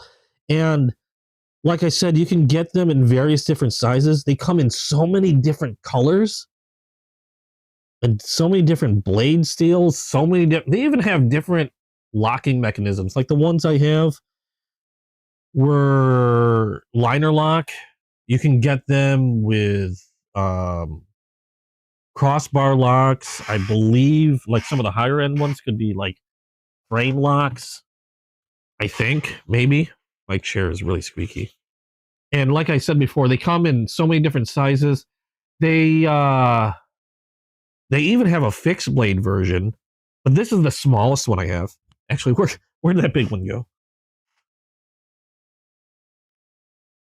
Just to give you an idea. I know I'm all over the place. There's a reason why there's a squirrel over here and why I use the squirrel for my channels, because this happens a lot. I bounce from thing to thing. There it is. Okay, let me pull this back out. To give you an idea, since your son likes cleaver style blades, there's the biggest. This is the XL concept Corvid, and concept spelled with a K, Kansept. But that's the XL Corvid, and then this is the itty bitty Corvid, my Corvid Mini. There you go. And they have sizes in between as well. I've got other ones, different again, different blade steels, different handle materials and styles and colors. And so the prices are kind of everywhere. In fact, I have a feeling this tiny one was more expensive than the big one, because this has this copper resin scale to it. This is also 154 cm steel. I believe this was 154 cm, but this is like a digital camo G10, whereas this is like a copper resin G10 thing. There's like flecks of copper in the handle. I also have a Halloween version that's this size that has the headless horseman on it. Like I said, a billion different colors. And this one was just really neat. This one's also a liner lock, just super tiny. There you go. But yeah, if your son likes little cleaver style blades, there you go. I thought I'd show you that one since it was on my brain. And this was a little hard. It's so small. Hopefully that's not what she said. Okay, we'll put that back again. And then we'll go back to replacing the pocket clip on this Manix 2. Where did I put the... Gosh darn it. There it is. That back in there. All right. And we'll get back to this.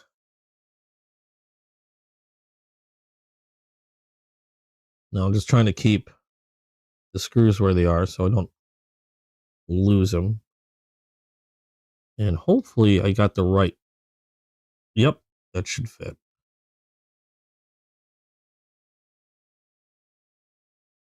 So we'll put... Actually, we'll try to place these screws in the holes first, because that's going to be a pain otherwise. Just using the same original screws. And please go in there. Or not. Swear, getting older is not helping with all these little tiny bits.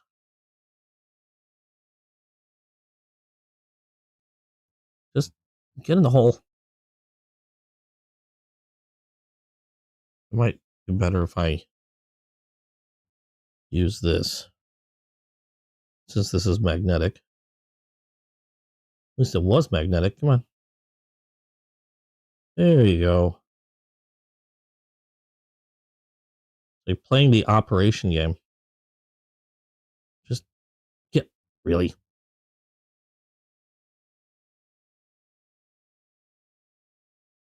Come on. You can do it. How do I keep missing that? I think it would just line right up. Don't tell me this is not gonna... This has to fit. Good grief. Oh, no. Oh, shit. Oh, it's under the table now. No, I think I saw where it went, though. Aha! Found it. Okay, we're going to try this a different way. We are going to get these two side ones on first. and then we'll deal with the middle one.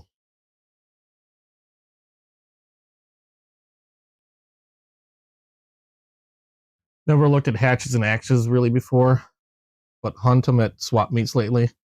They're just, yeah. Hatchets as of late, new rabbit hole. I don't need to get in any hatchets. I already got. I'm already getting myself in trouble with pocket knives as it is. Although, I wouldn't mind a neat new hatchet. They are pretty fun and cool. Not gonna lie. Okay, let's get these just started in there. I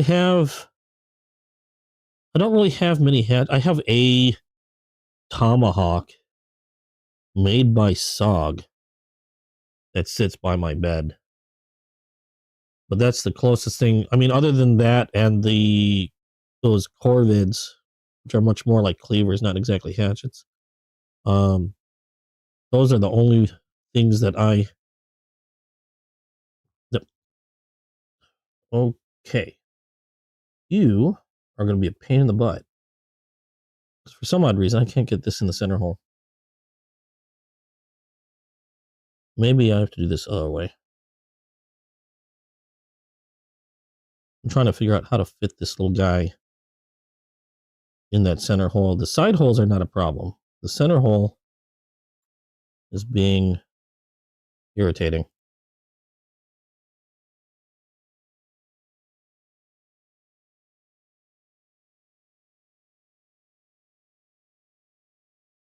All right. Let's do it this way. It's because I think what it is, the head of the screw doesn't want to go through. Yeah, it's a little on the thick side. All right. Doesn't want to go through this little upper hole. That's causing an issue. So I'm going to have to be really careful. I have to try to finagle this in sideways. That's not going to be fun or easy. Maybe this is why people go with Lynch. This is the first time I ran into a problem because I replaced another pocket clip on, I believe it was my Spyderco Delica 4. And this didn't come with screws, did it? No. Oh, this bag is compostable. That's nice. I remember using the original screws on that replacement pocket clip.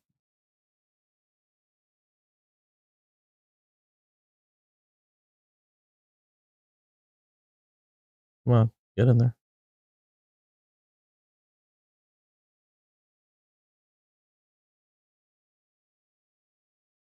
Yeah, the only problem I run into is it's too big. Like the screw head is too big and doesn't want to fit in there easily. So I'm now stuck kind of trying to do. I'm like playing a weird. Ever play that marble labyrinth game where you're trying to get the marble to roll around in a maze? Kind of like what I feel like I'm doing here. I wonder if there's got to be a way to get that through that hole. I didn't run into a problem before.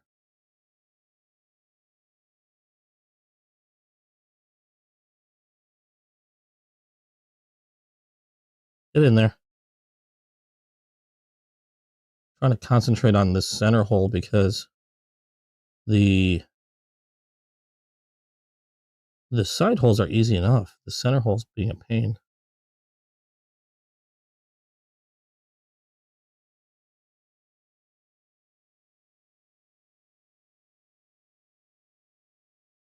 Yeah, the screw head is too, god darn it, too big. Let's see these other screw heads. Maybe I got the wrong one. Will this fit in there? Nope. Will this one fit in there? Also nope. So then how am I supposed to get you in there?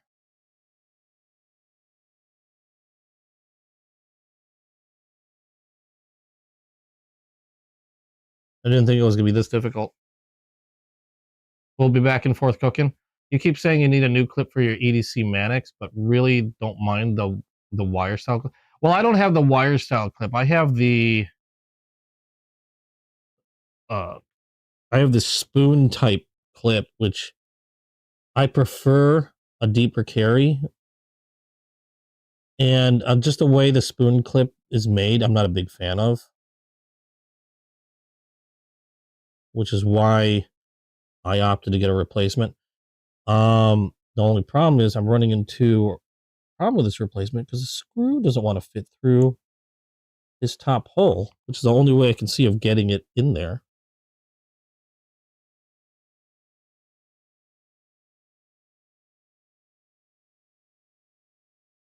I'm trying to figure out a way to... Well, that went through the hole. God dang it. You little shit. Managed to get it through the hole, but I missed the second hole that it's supposed to go into. Okay, now I managed to get... Okay, so I think I found the spot it needs to go through. I just need to go through correctly. Because I keep missing the other hole.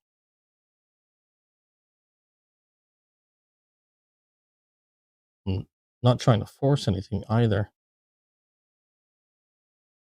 How come I can't get this to go straight? Like, it keeps going all wonky instead of straight in. Which is what I'm trying to get it to do.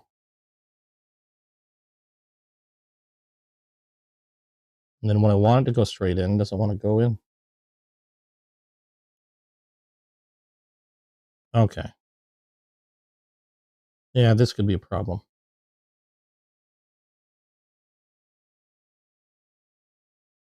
So I don't appear to be able to use these screws with this replacement. So I might need to get a different style clip. And maybe I will have to go and just bite the bullet and go with Lynch. Don't know why I ran to an issue with this one and not my other Flightanium. And Flightanium didn't include... Let me check the thing. I don't think the Flightanium included any screws. That was the only thing left in the packet. Yeah. So no other screws in the Flightanium. But I can't get this to fit in the center hole. The screw's too big.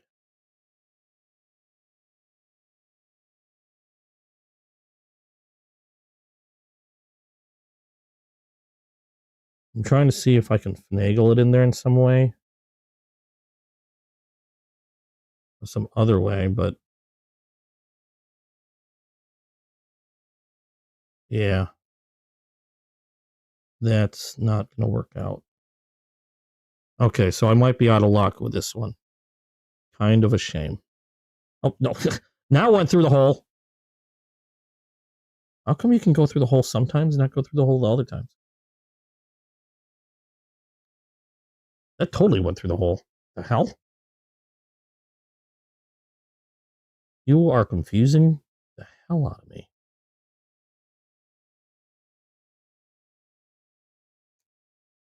Let's get in there.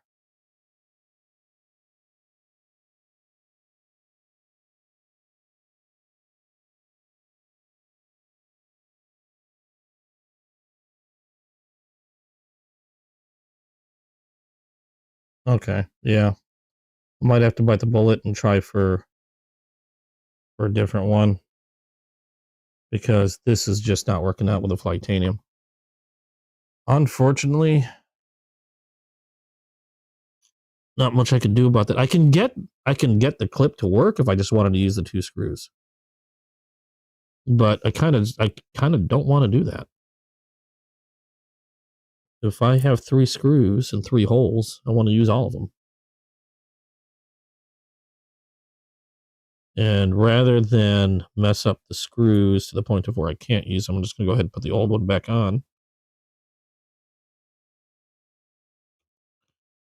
And then I'll have to go with a different clip.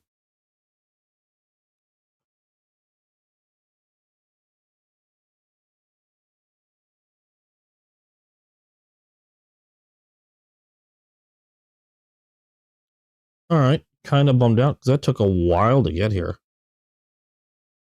But I'm going to see if I can get that returned. There we go. So original. Yeah, see, I just don't like... No, I didn't break it, Morgan. Shush. I can't... I'll end up accidentally breaking it if I try to force it. But yeah, I'm just not a fan of this style of pocket clip. Where you can see there. I prefer to have something that hooks... Ooh, I keep hitting my phone. That hooks around and is much deeper carry. Now, the problem I'm running into is you see the screw holes. The screw holes here... Ooh, excuse me. The screw holes here are fine. That's not a problem. The problem I'm running into is this hole right up here. Oop, this hole right up here is not big enough to allow... You can see it's scratched. It's not big enough to allow me to use the screws that are currently on my Manix 2. It just does not want to fit through this top hole. And if I can't get it to fit through the top hole, because the head of the screw is too big, if I can't fit it through the top hole, I can't get it into that middle hole there to screw it down. So yeah, when they designed this one, now maybe because, like I said, it worked on my Delica 4. The Delica 4 probably had, it had screws that weren't as big and were able to fit in there. Unfortunately, with my Manix 2, that's just not going to work. So I'll either have to get new screws, replacement screws, or I'm just gonna have to go with another clip, because this was more of a... This Flightanium clip is more of a kind of fits most deal, and it had the same pattern of holes that are on the Manix 2, but I guess they just didn't allow for the screw size, the size of the heads on these screws. Just too big. In fact, I believe, if I remember correctly, I think the Delica 4 might have had T6s, which might have been another...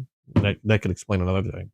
And the Manix has T8 screws for its pocket clip. So, kind of a bummer.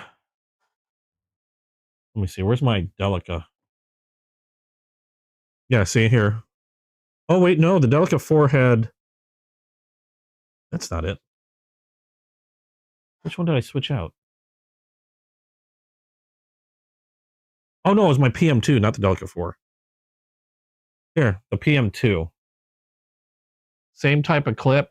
I switched out the original. There's a spoon-shaped clip. Same clip, Flightanium. And I think those were smaller screws. We'll find out in a sec. Yeah, those are T6s. So, kind of a bummer. I think some of these will fit Benchmade as well. So I've got an extra Flightanium clip now. I might just have to get myself the Lynch.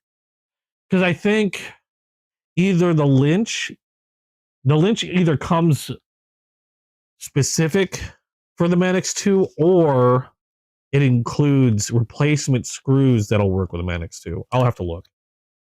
But yeah, that's kind of a bummer. I was really hoping to change that pocket clip, because I'm just not a fan of that style pocket clip. I love the Spyderco's. I've recently fell in love with Spyderco, I mean, like literally just months ago, and I've got now a bunch of them, because I really think they're amazing knives. I just am not a fan of the pocket clip that's on... The pocket clip that was on the PM2, the Manix 2, like I showed you. Like the wire clip on the Sage 5 happens to be my favorite one. Like the wire pocket clip on the Sage 5, not super deep carry, but I like this a lot better.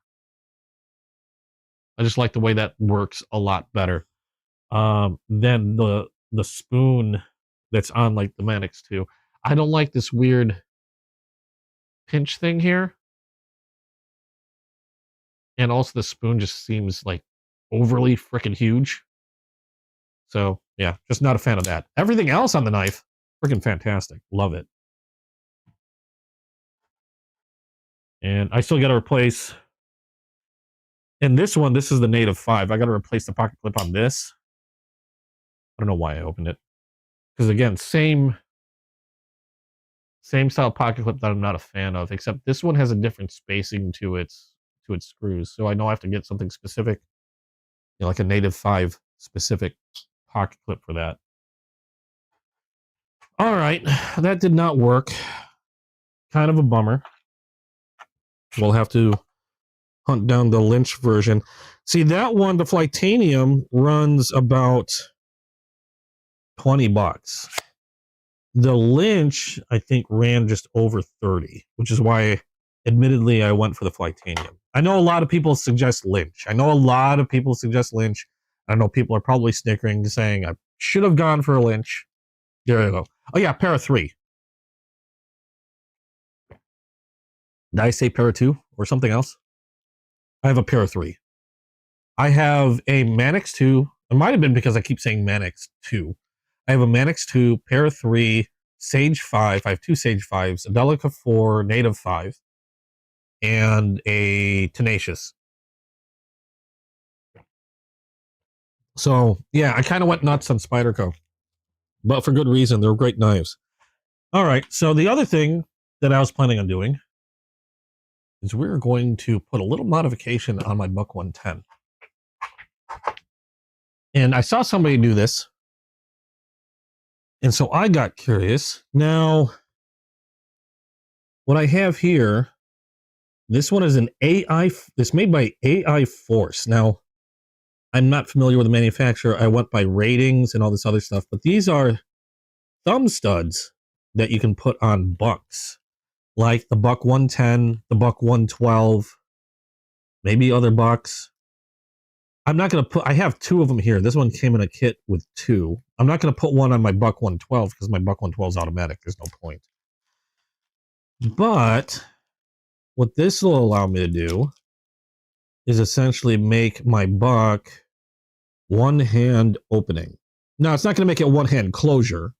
There's not much I can do about that because of where they place the locking mechanism or unlock mechanism for the Buck 110. But theoretically, if I place this right, and I've seen other people do this, so it's not really theoretically, it should work. I could make this at least one hand open instead of having to use the nail nick. So let's pop this out. You got a thumb stud. You've got a little spacer screw, and then it comes with a little hex tool. Now, the only issue I can see with this is just having proper spacing. Now, the way this works is you have a little ridged area. Can we focus? There we go. This is going to go on the side where I'm going to be using my thumb. And I'm setting it so I can use my thumb. I'm not going to try to make it so it's like reverse flick or anything like that. I suppose I could still reverse flick it. There's just no jimping on the other side.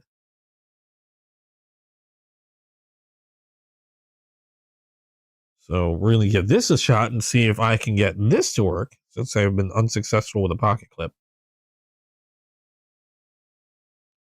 Let's see here. So we got that. Now, what did I just do with the tool? There it is. Now, this little spacer screw fits on this side of the thumb stud. We'll get that started.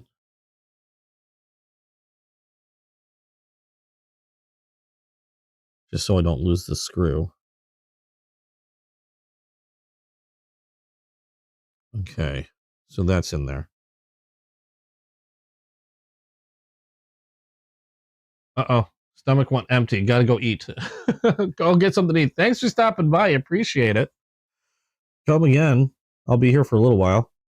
All right, now this, we've got a little slot. And then that should just fit on the back of the blade.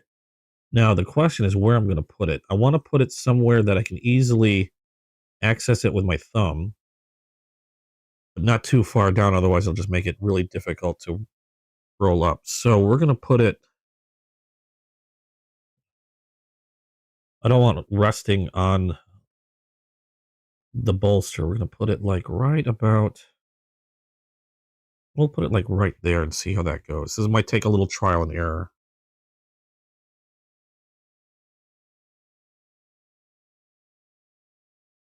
So we're just going to tighten it up a little bit. Make sure that stays nice and flat against the spine. Tighten it just a little. I might have to tighten it more. I don't want to fling this thing off.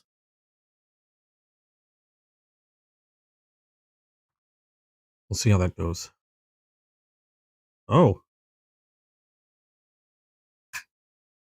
Okay.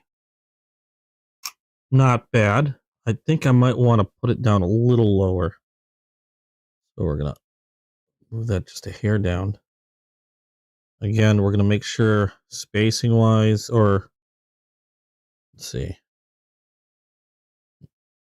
nice and tight. I don't want to over tighten.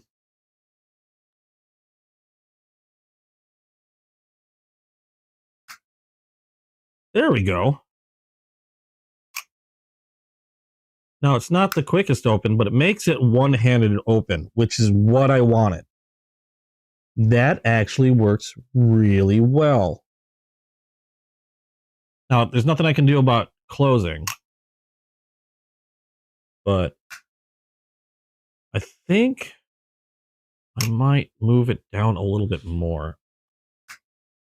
That works. That's not bad. I think I want to move it down or towards the point a little bit more.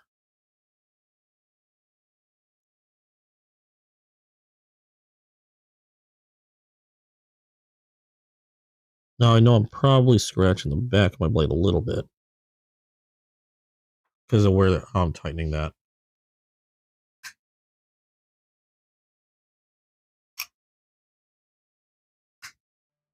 That works really nice.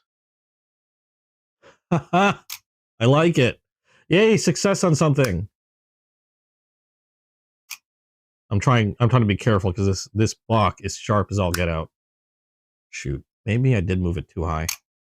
That is nice. I don't know if I moved it too high or if it's just a matter of me getting used to the fact that I can open this with one hand now. Let me put the tool. Like I said, it's going to take some adjustment and readjustment until you get it to a spot where you like it.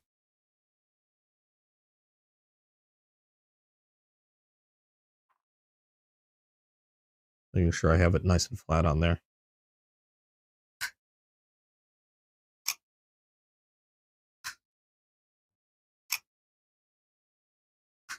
I think I got it. Yeah, I think I got it in a spot that I like. Yeah, that's much more comfortable. Ha! That's really nice. I like the fact that I can make my buck one hand open now. I'm just going to make sure I've got that right where I want it, and then I'm going to see here. Make sure that I've got it set. Hold on. There we go. I want to make sure it's nice and flat against that spine because I don't really want any space inside there. And then we're going to make sure that's nice and tight, finger tight. There we go.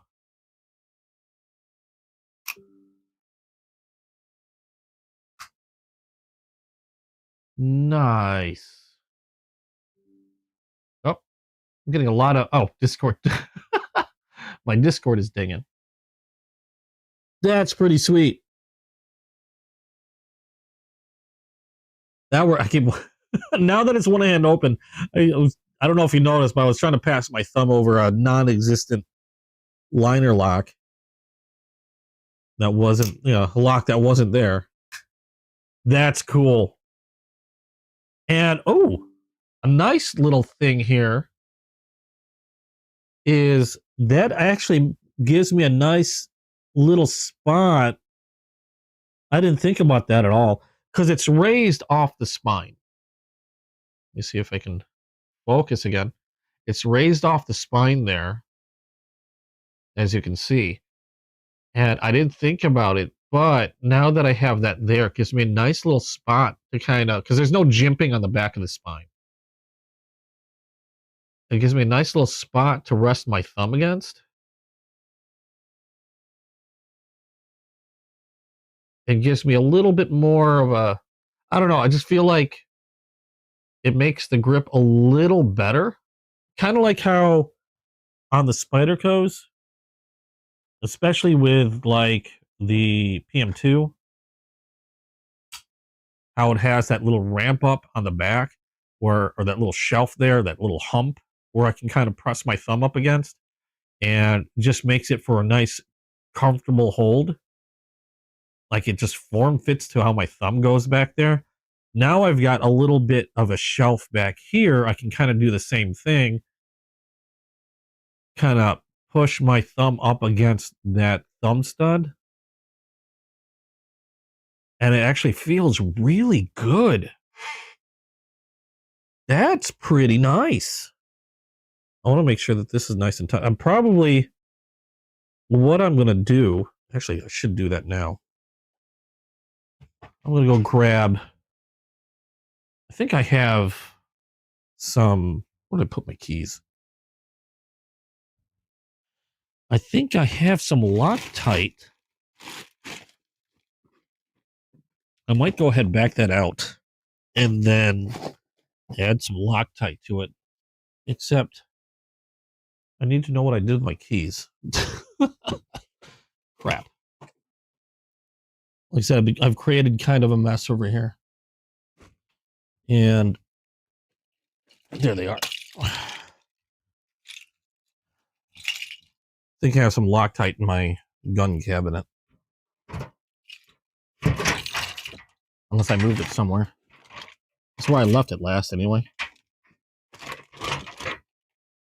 I might have moved it somewhere because I might have been using it for my knives. Crap. Okay, I moved it somewhere.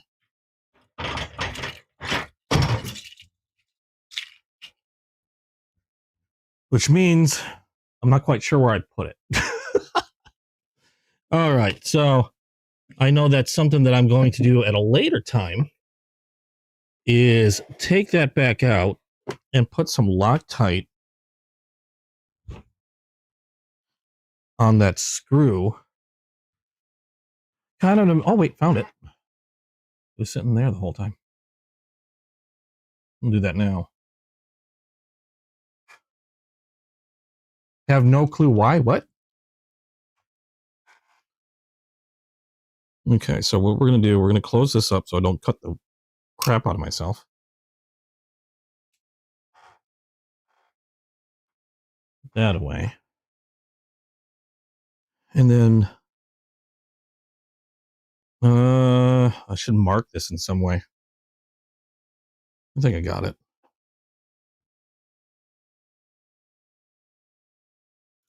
We'll take this back out.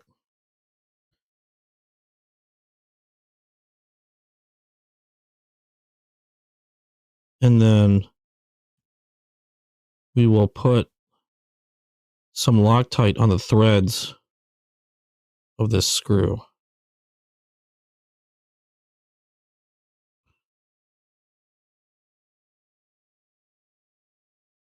Just a little bit. So that way I don't have to worry about the screw backing out weirdly.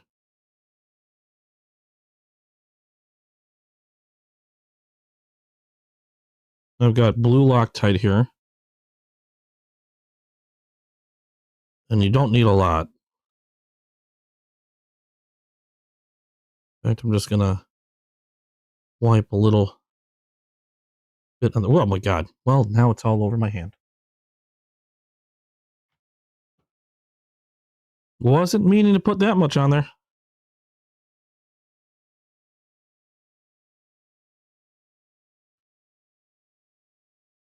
Okay, wiping the Loctite back off. Just wanted a little bit.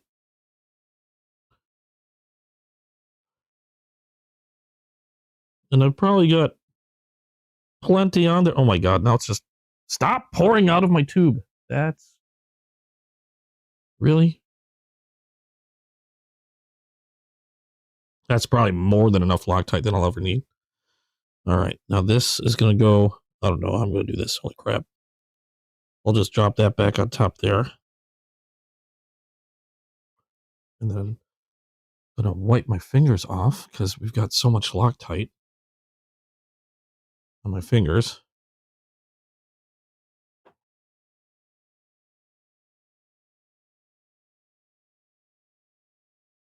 Now, back this up. Now, where am I at? I'll make sure I'm in the right spot.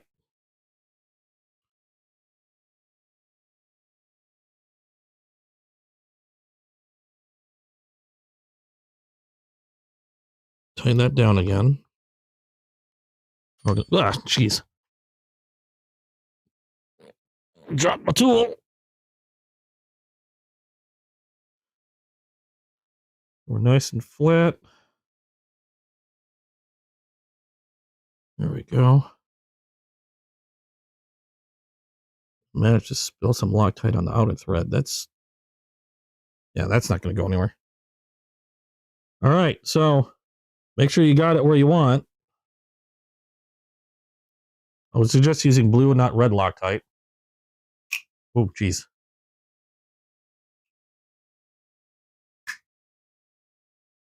Might be a little... Nope, that's good. Making sure I've gotten the right spot. I'm trying not to cut myself. This thing is sharp as I'll get out.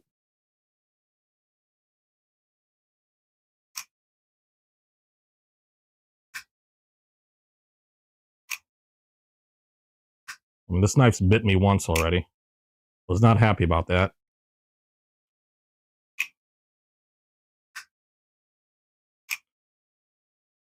Can't reverse flick. Nope.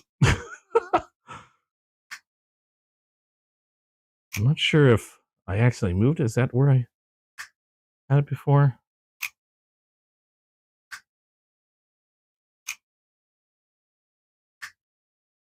It's not bad. Maybe a little lower.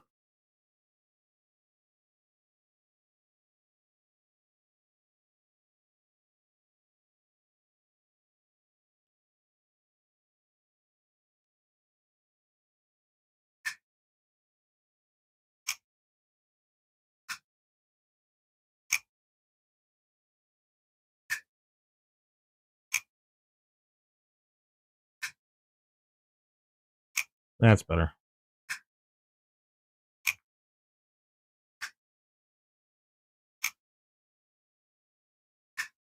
There we go.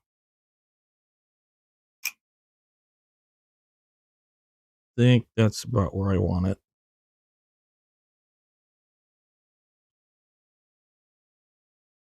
Let's make sure that's nice and flat. Then finger tighten.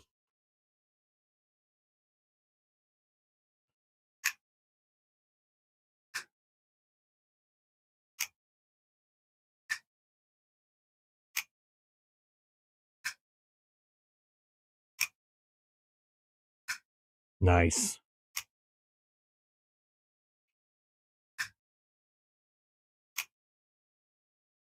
Oop. Yeah, still gotta be careful. Now, good place to rest my thumb. Yeah. There we go.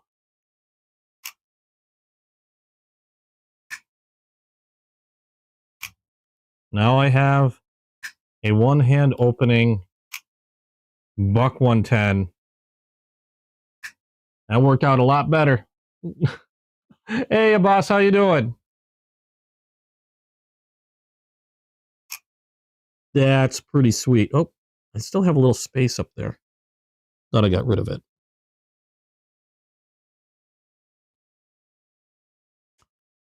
Let's make sure I have that flat. Okay. Again, finger tight.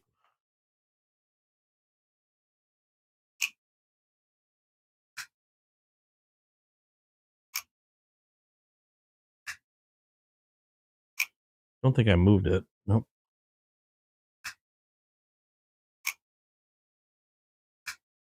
Nice.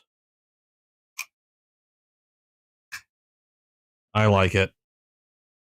One hand open, buck 110.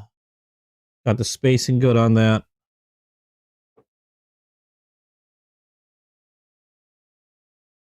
Okay. Yeah, that's not going anywhere. We will. Don't think I got anything on the blade itself. Yeah, this blade is sharp as all get out. The factory edge on these bucks, crazy. I don't have any Loctite leaking out. I didn't add that much. Probably still added more than I needed to, but that should prevent it from going anywhere. Nice. And I still have a second one because it came in a set of two.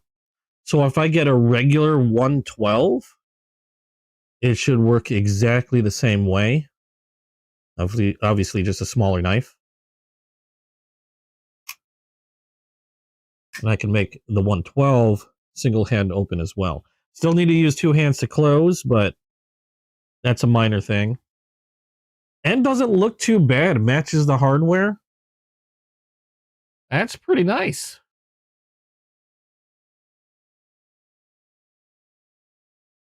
I'm glad I got that. I got something to work today. Now, that shouldn't affect anything in terms of like the sheath or whatever. It's kind of on there. Now, I have a nylon sheath. This shouldn't be sliding around either. I got that pretty tight in. And the Loctite should help keep that from moving around. That's awesome.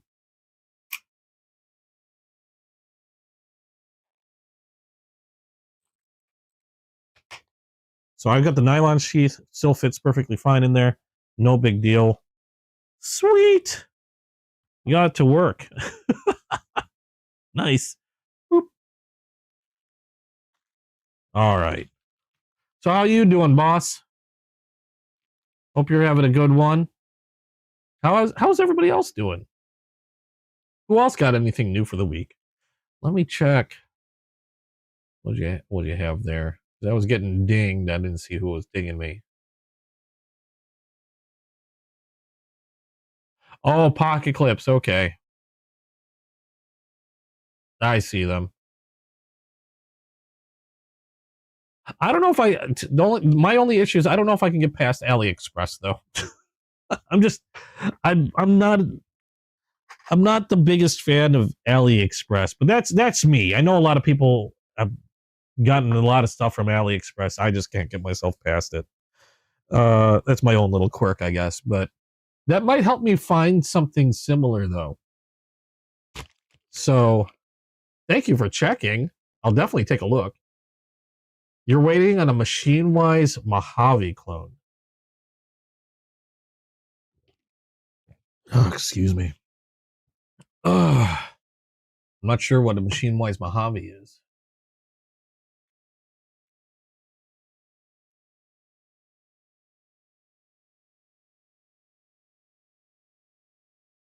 Take a quick look. Ooh. It has a price. Okay, I've seen these. Those guys are pricey. What are we looking at here? Titanium, I bet. Yep, frame lock.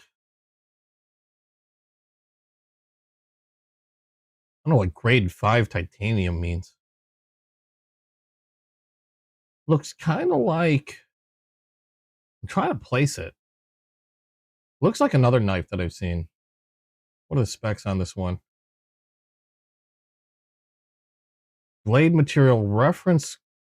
Oh, okay. Reference the certificate of authenticity. So, blade material, yes, these are going to be... Oh, this one, or at least the one I'm looking at, is S90V. So I guess it can vary. Oh, 61 point... Oh, they even put the hardness down. Titanium zirconia blast? Zerblast titanium? Body pearl titanium. Oh, the spacer is Zerblast. Zirconia blast. I don't see another photo of the... I'd like to see the photo of the liner. Or not the liner, the spacer, though. I don't know what they mean by raw. Raw hardware, handle texture, mosaic. Huh. But $900. Ouch. Made in Arizona. Ooh. They got some pretty stuff. Pretty expensive stuff. Nice, though. You've been awake for like 20 minutes so far. Day's been going great. Doing good. I'm doing good. Just been showed a few knives, showed a few rather nice knives, and had a surprise monthly knife club knife, which was the... Where did I put it? I freaking take these things out and I put them away, and I never remember where I put them. I gotta really start stacking them right somewhere.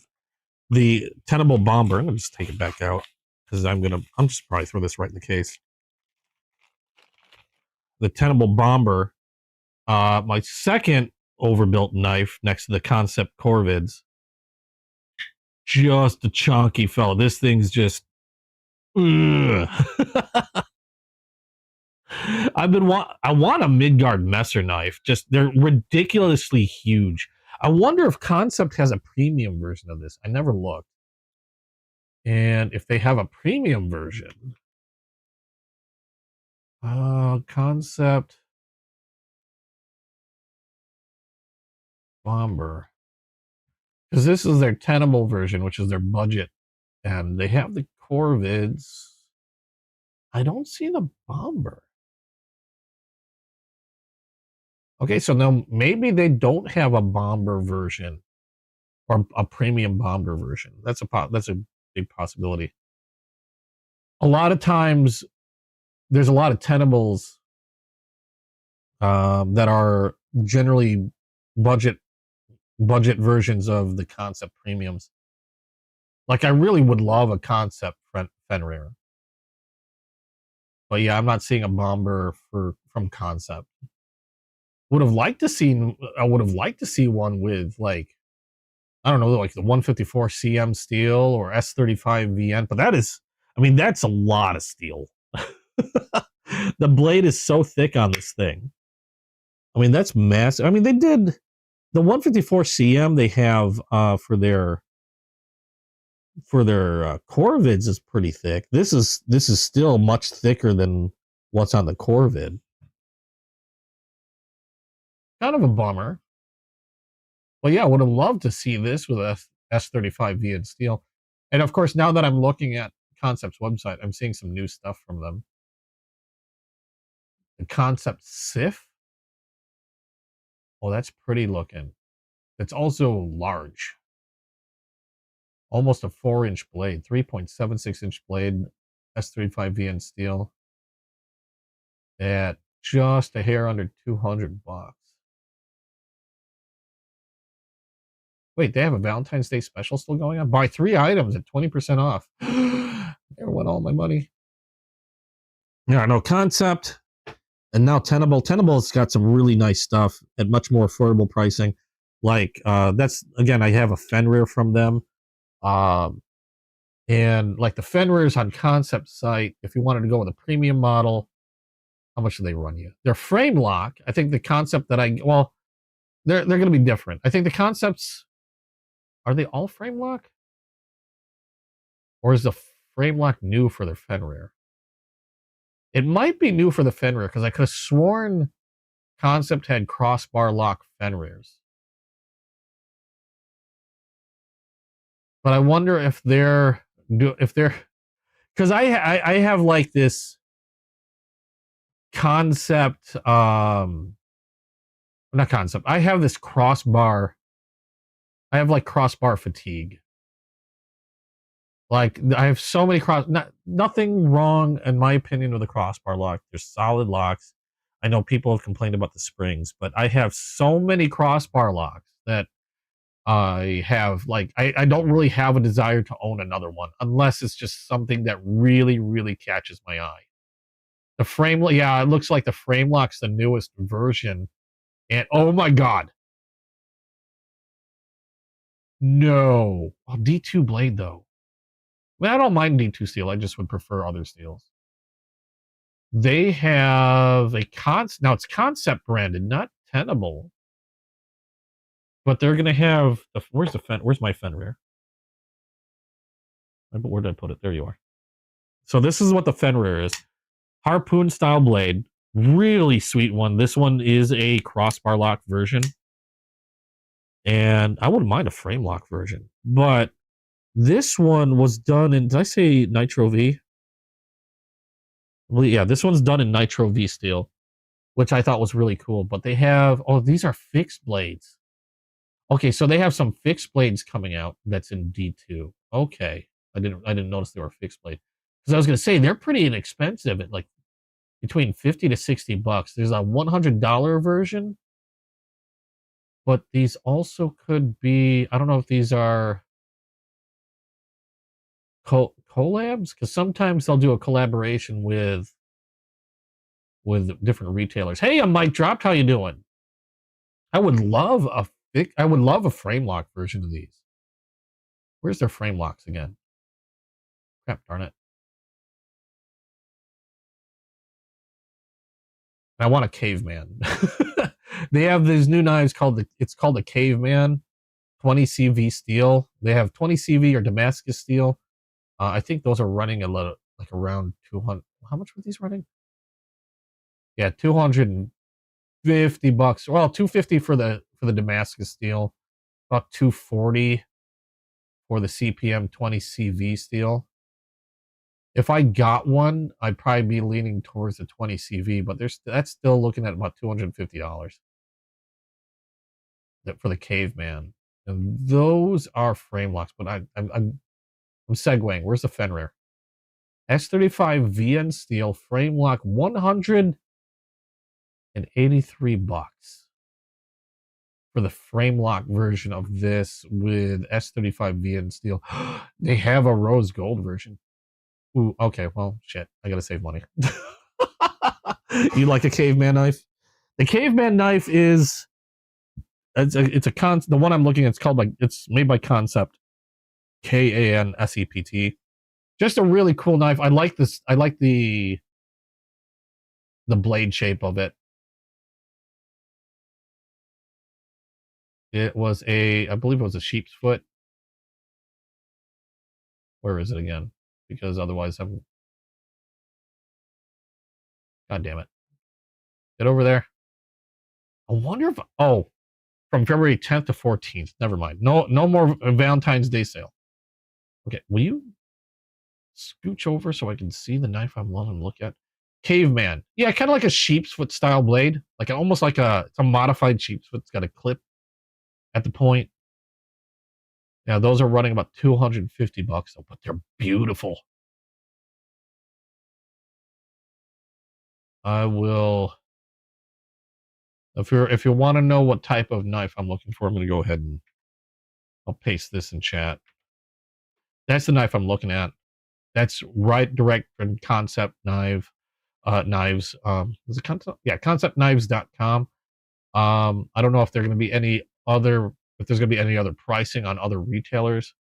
Most retailers, they tend to be right around, especially with new knives, which this is a new knife for 2026. They're going to be, January. is when it came out. They've got some coming later, like in May, that are really nice looking. Already sold out. It's not even coming out yet, and they're sold out for May. Crap, darn it. That's kind of a bummer. I can't even get on that. Okay, well, they've got other releases, other different colors that are releasing May for the Caveman. Just a really awesome looking knife. Now, I'm trying to temper the fact that it's over a 3.5-inch knife blade, so usability for me is not really all that great because it's a bigger blade, but I still wouldn't mind having one. Oof. I need to see more knives that are in the 3-inch, like right at 3 inches. Because then I have less, I feel like I'll have less issues carrying that around if I run in, if for whatever reason I'm like stopped or anything. Not that I perceive myself getting in trouble, but just to be on that side of the fence in terms of like, the law. I prefer to be on that, stick around the right side there. Yeah. Concept's been one of my favorite ones. I've been getting a lot of stuff from Concept. A lot of stuff. Remet, Concept, Spyderco and Buck have been like huge hits with me. More Remet and Spyderco as of late. Nothing against Concept, but Remet has been really. I mean, they've been dropping new stuff like monthly. Concept, I've seen some new stuff, but they're a little slower, and so Remet's been kind of catching my eye a little bit more often as of late. But when Concept comes with something, comes out with something new, it's usually killer, and it's hard to not feed the want when Concept has something new come out. And Remet's been doing a lot of collabs with a lot of retailers like Blade HQ, Blade City, even smaller retailers that I see, selling on Whatnot. They've been doing collaborations with, and so then Remet's pumping out a lot of very limited knives, and I think that they've been doing a really good job in that regard because it really nabs people's attention. At least when it comes to somebody like me who has a hard time ignoring a very unique version, like a limited unique version of a knife. Like, for example, when Remet did a collaboration, I believe it was with Blade City for was it the Wild? For the Wild series? No, they did one for the Rhino, and they did one for the Wild series. Like, this is the Rhino, and I believe this was Blade City. Yeah, Blade City's logo's on the pivot. Like, these are limited. This particular color. I mean, you can get Rhinos all day. Rhino's a great knife, a really great budget knife from Remet, but this particular colorway, I don't think you're going to be able to find again except on the secondhand market, and for a considerably higher cost now, because these are technically unavailable now. And then same thing with like the Wild series. This one's also a Blade City exclusive. This one was done with a copper carbon fiber scale, which you're not going to see anywhere else. And the only place you're going to be getting something like this is going to be on the secondhand market, unless somebody parts with theirs. Well, that would be the secondhand market, but you're not going to see these really brand new anywhere unless Blade City happen to hang on to a few. And these are generally limited. If I remember correctly, I'd like to say less than 100 of these were made, and same with the Rhino. I believe less than 100 were made. I could be wrong on the number, but they generally only come out in very limited quantities, and I have a hard time not wanting them when they come out. especially with something like the Wild series and the Rhino, because they're already budget knives as they are. So then, even though they're really unique, they're still on the lower end of cost. Like I believe this was maybe like 90. Now, granted, that's twice the cost of your standard Rhino, because you can get a Rhino for like 33 to 40 bucks. So yeah, over twice the cost of a standard Rhino. But again, you're just not going to see the color anywhere. So, and this is button lock, even though I keep using the liner. But yeah, those tend to catch my eye a lot. I need to stop doing that. I need to stop doing it because as much as I like them, I get scared to use them. Even though, like the Rhino especially the Rhino is the perfect size, and I'm reluctant to use the Rhino, or at least that one from Blade HQ, because if something were to happen to it, I'm never going to be able to replace it again, unless I want to spend like twice the cost from somebody selling theirs. So then I end up buying like a standard Rhino like this one, and these are going to be like around like 35 to 45 bucks for a standard Rhino that you can just get, pretty much from any retailer that sells Ramet. Awesome knife, by the way. Very awesome knife. 3-inch blade. It's a button actuated liner lock. So you have a liner lock you can use that you have a button for. But the neat thing that Ramet likes to do is, even though you've got the button, you can still access the liner lock like you would any other liner lock. Just use your thumb. And even then, they do a great job of setting up that liner lock. I don't have to dig my nail in. They got enough of a cutout that it's really easy to use the liner lock. And I think it's great because sometimes I'm so used to liner locks and frame locks that even if I have a crossbar lock knife or something, I'll accidentally, like I go to close it, and I'll just, without thinking, I'll pass my thumb around here expecting a liner lock or something. And it takes me another second or two to realize, oh, wait, no, it's button lock. So it's nice that they still, that they make it so you can still utilize the liner lock like any other liner lock, even though they have a button there. And the button works really, really well on that. But probably one of my favorite knives from Ramet, simply because they're super inexpensive, but they're good blades. I think that one's 14C28N steel, which is a great budget steel. And they're just super nice. Can't get enough of Ramet. Spyderco, I love Spyderco, but Spyderco tends to be a lot pricier. Tenables tend to be a little pricier. They'll range a little bit more expensive than the Ramet budgets. Now, Ramet doesn't have a budget brand name. They do mainly premium knives, but they'll still have a few budget-oriented knives still under the Ramet name. What do I do with my other... There it is. Other microfiber cloth. So Ramet doesn't have a separate brand for their budget knives. But they still make quite a few budget ones like the Ramet, the Wild series. There's a few others like the Cool Whale.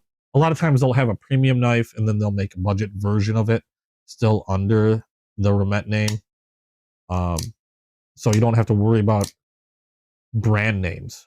They don't separate it like Concept separates their budget into tenable knives. Although Concept still puts out some budget-minded and budget-priced knives, which is kind of interesting, seeing as they have Tenable as a budget brand. I don't know why they do that, but that's a question we'd have to ask Concept.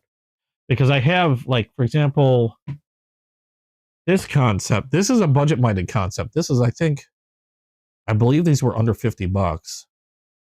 But they have Concept mini cryos that are premium in cost, you know, run close to around 200, if not over 200 bucks. These are like less than 50, if I remember correctly. And still really good knives. These are some of my favorite knives from Concept. And I've carried this actually quite a bit. And this one's a front flipper only. But just a really, really nice knife. And yeah, I don't know why they didn't separate that or make that a tenable brand. Don't know. Wish I did. God, will this even fit in the case? I don't know. I don't know. That just barely squeezes into the case. And it kind of wants to take the foam out with it when I pull it out. That's huge. I love this thing. I'm so glad I got one today. So what's new with everybody else? Who else has got something new they'd like to share? The fixed blade just dropped a few days. Oh, you're talking about the fixed blade. Was it Fenrir? Yeah, that's a recent drop. I wouldn't mind a fixed blade. I don't get fixed blades too much because I can't really carry them as well. If I get a fixed blade anything, usually it's more of, as opposed to use, it's more of a collector's thing. I mean, yeah, I collect folding knives, obviously, but I still prefer to collect stuff that I can use on a regular basis if I really wanted to. Like I could still technically, I mean, yeah, it's on a big side, but I can still use this and it folds up nicely where it makes it a lot easier to carry. If this was a fixed blade, I probably wouldn't bother because it's rather big. And since it wouldn't fold, then, you know, carrying it becomes a whole nother thing. I can't just stuff it in my pocket and I'd have this huge handle poking it somewhere. I carry enough stuff on my belt that I really wouldn't want to add a knife to it. You know, I wouldn't want to really add a fixed blade knife to it. I'll still collect a fixed blade now and then, but usually it's because there's something neat about the fixed blade that I really, really like. Like the buck knife. I just thought it was a really beautiful fixed blade and a pretty decent size. I've got a lot of Damascus knives. I got a lot of rather unique fixed blades, but it's mainly just from a collection type standpoint and not for a usage standpoint. I mean, they're all capable of being used.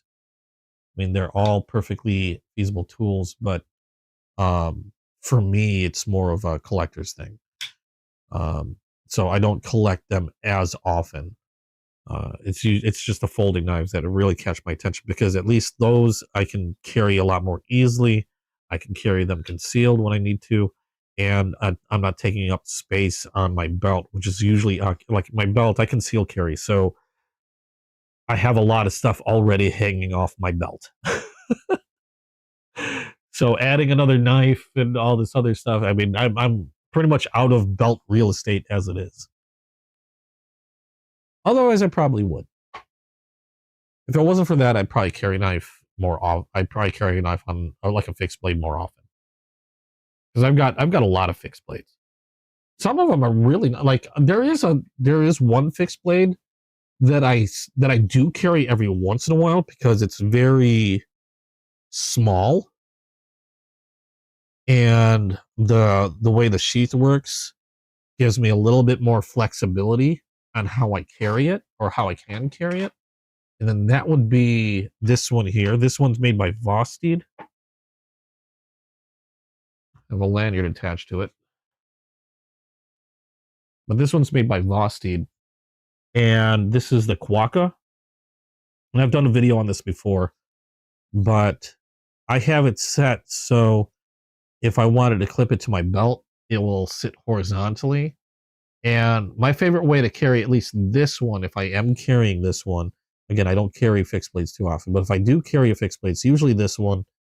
And I'll have this, I guess, like appendix carry I'll have it like just to in front and just to the left, and that seems to work out really well. And it's a small knife, but it's just big enough to where if I'm using that finger choil on the front, I get nearly all my fingers on that handle, and my pinky is the only one that just hangs off just a little bit.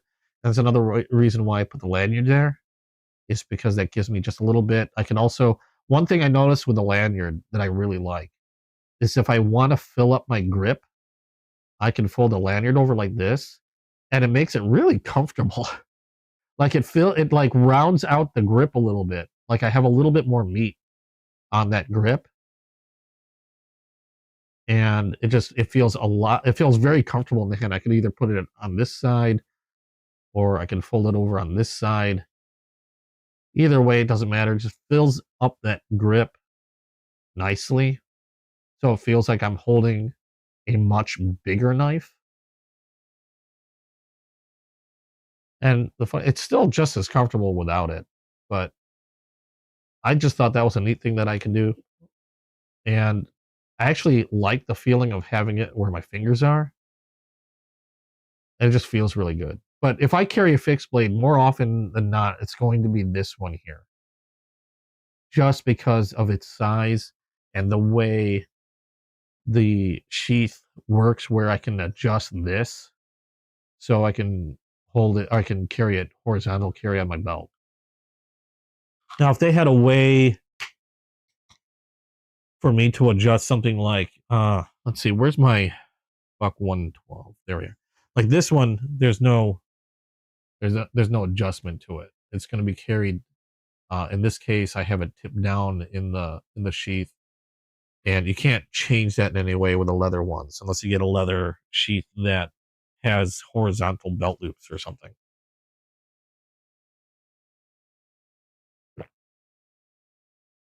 Wait, better not answer what question? I missed something. I don't know if I missed another question. Okay. So yeah, let me know. Anything else you guys got? That was pretty much it for all my new stuff. The bomber was the biggest surprise. That chonky boy was the biggest surprise. Kind of disappointed that I couldn't get that belt clip to work with the Mannix 2. Unless there's a way I can finagle that screw in there. I might give it another shot and see if I can't get that screw to fit.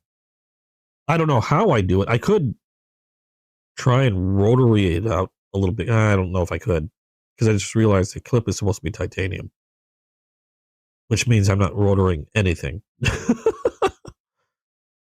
But yeah, a little disappointed that I couldn't get that screw to fit, because I really would have liked a deep carry pocket clip for that knife.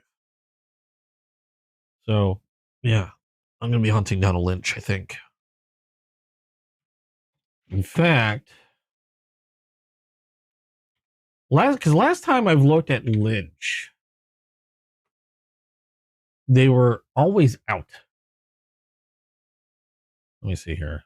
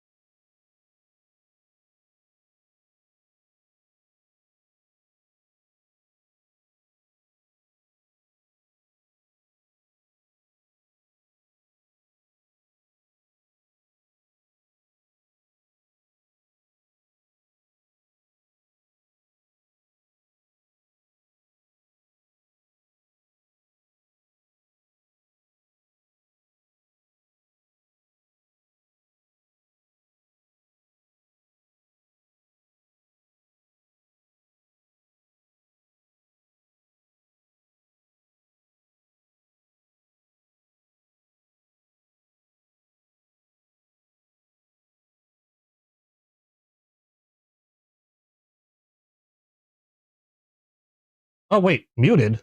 When was I muted? How long have I been muted? Did nobody say anything? How did that mute? Hold on. Oh no, did my mic die? Let me switch to another one. I'm sitting here talking, nobody's saying anything. Oh, good grief. For a bit? Usually, like 10 minutes. I think my mic died. I just swapped to a different one. Nobody said anything. Nobody. I'm sitting here talking. I was like, and then nobody had a question. Nobody had anything. And I just realized that my mic died.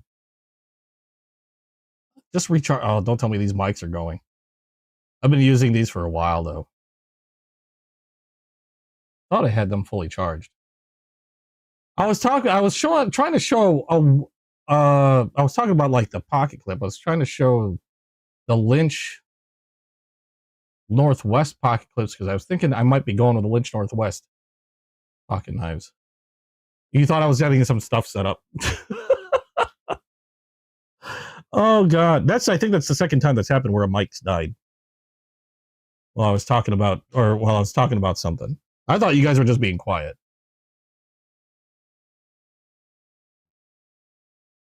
Oh, my link thing popped up. Yeah, I was trying to get the Lynch Northwest link to pop up, but it kept going up with this ad. And every time I popped I couldn't get rid of the ad on the browser thing. It was getting really annoying. So I was trying to show the Lynch Northwest thing. I might just go with a Lynch Northwest clip. They're gonna run like $30. Oh, no wonder I didn't see whether my thing was muted because I had my OBS was scrolled off to one side. I couldn't see that the bar wasn't working.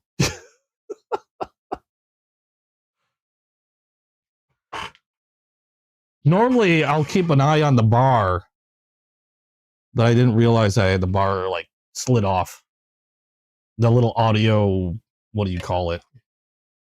Where you can tell whether it redlines. All right. Oh, I was going to say, it's been kind of quiet. I don't know if anybody had any other questions or anything like that on anything that I've shown or any questions on anything that people might have gotten new themselves. Oh, Mike, believe me, I know I do that all the time, especially on my video game channel. Because I have like a chronic cough. And yeah, the audio monitor, thank you. The audio monitor meter, that's the thing I was looking at that jumps up and down when I'm talking. I have a loss of words. Yeah, I could. Oh, well, I'm not going to fix this in post. I'm just gonna let it be silent for like 10 minutes. What did I say in the last 10 minutes? Honestly, the only thing I was talking about was I was disappointed in the pocket clip, and I might just go ahead and get a Lynch Northwest version. Except the Lynch Northwest, unlike the Flightanium, is going to run me about $30. The Flightaniums were about 15 to 20. But I don't think I'm going to be able to get anything else that's going to fit that Manix 2. I was kind of disappointed that I couldn't get that to fit. And that's only reason is because the Manix 2 screws heads are a little too big. And I can't get it to fit right on that pocket clip. I can try and finagle it, but I don't know how successful I'm going to be. And I realized even if I did finagle it to work, another problem would be if I needed to remove it for any reason, that could become a problem. So that's kind of a bummer.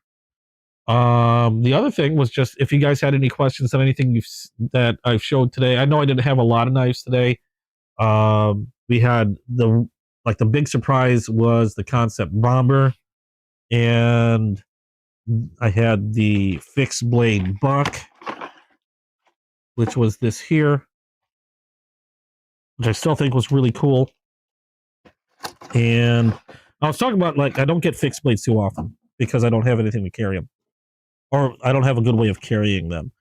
The only fixed blade that I generally carry every once in a while would be this here. And that's by Vosteed. I don't know if you guys saw that. But this one's nice because I'll carry it. Whoop, there goes the sheath. I'll carry that horizontally on my belt towards the front and a little off to my left side. And that makes it a little easier to carry, and it's a much smaller knife. Like something like this, I like fixed blades, but I probably won't carry that. And you know what? Hold on. I heard something. I will be right back. This time I'm going to put the mic right down here. Be right back.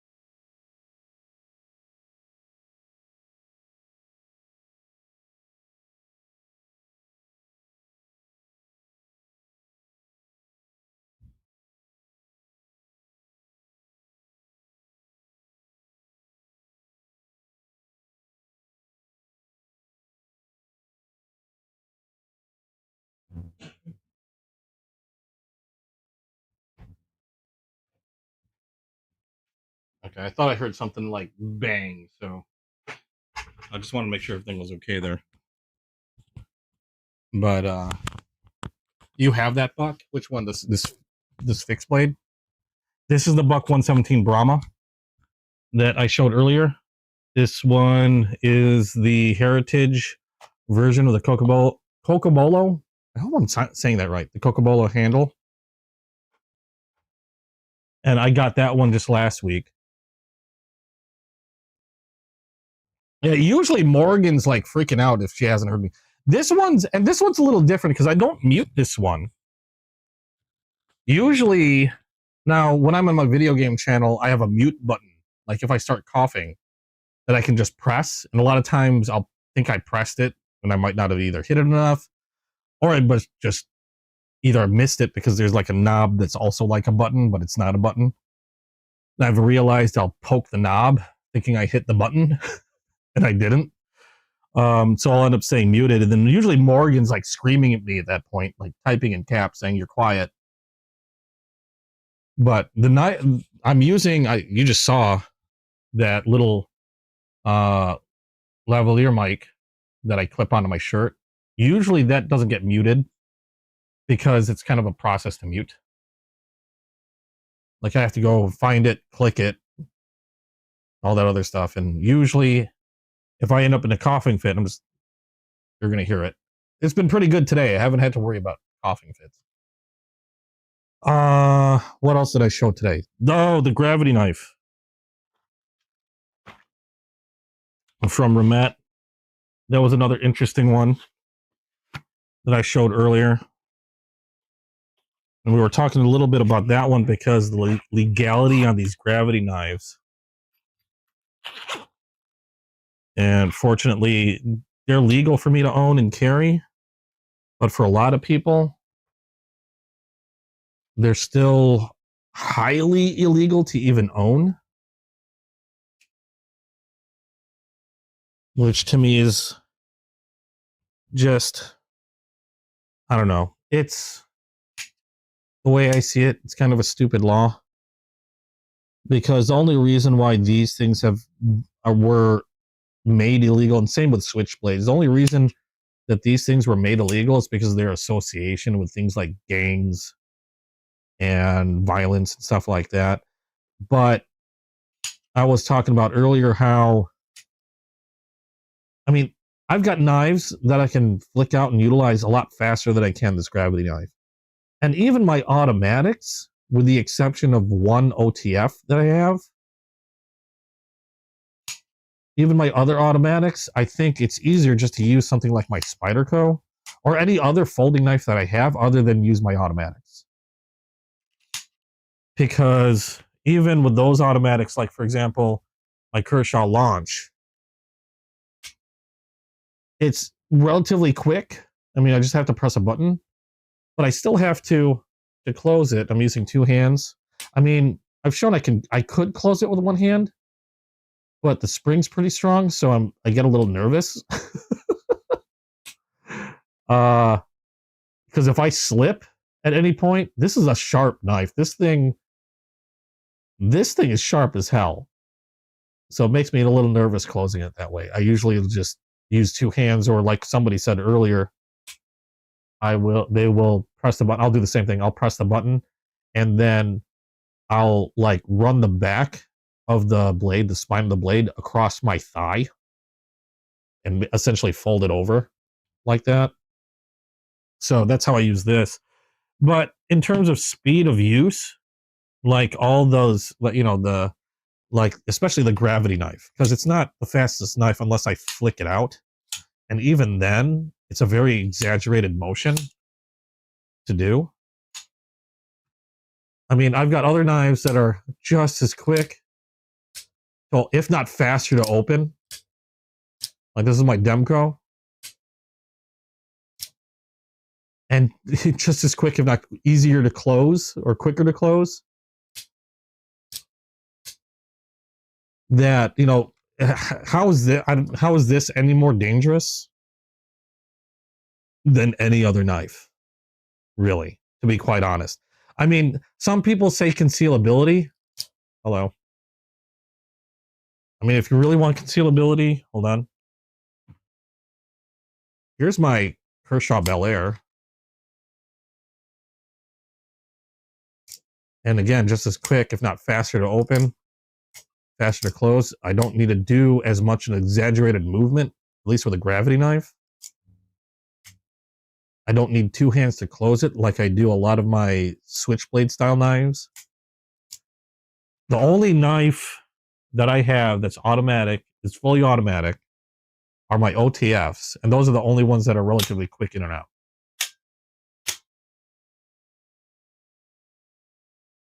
And for some odd reason, these are a lot more well accepted than this gravity knife. Which again, like I said, in a lot of places is still highly illegal to own. But again, it was one of those laws I feel was made as a feel-good measure.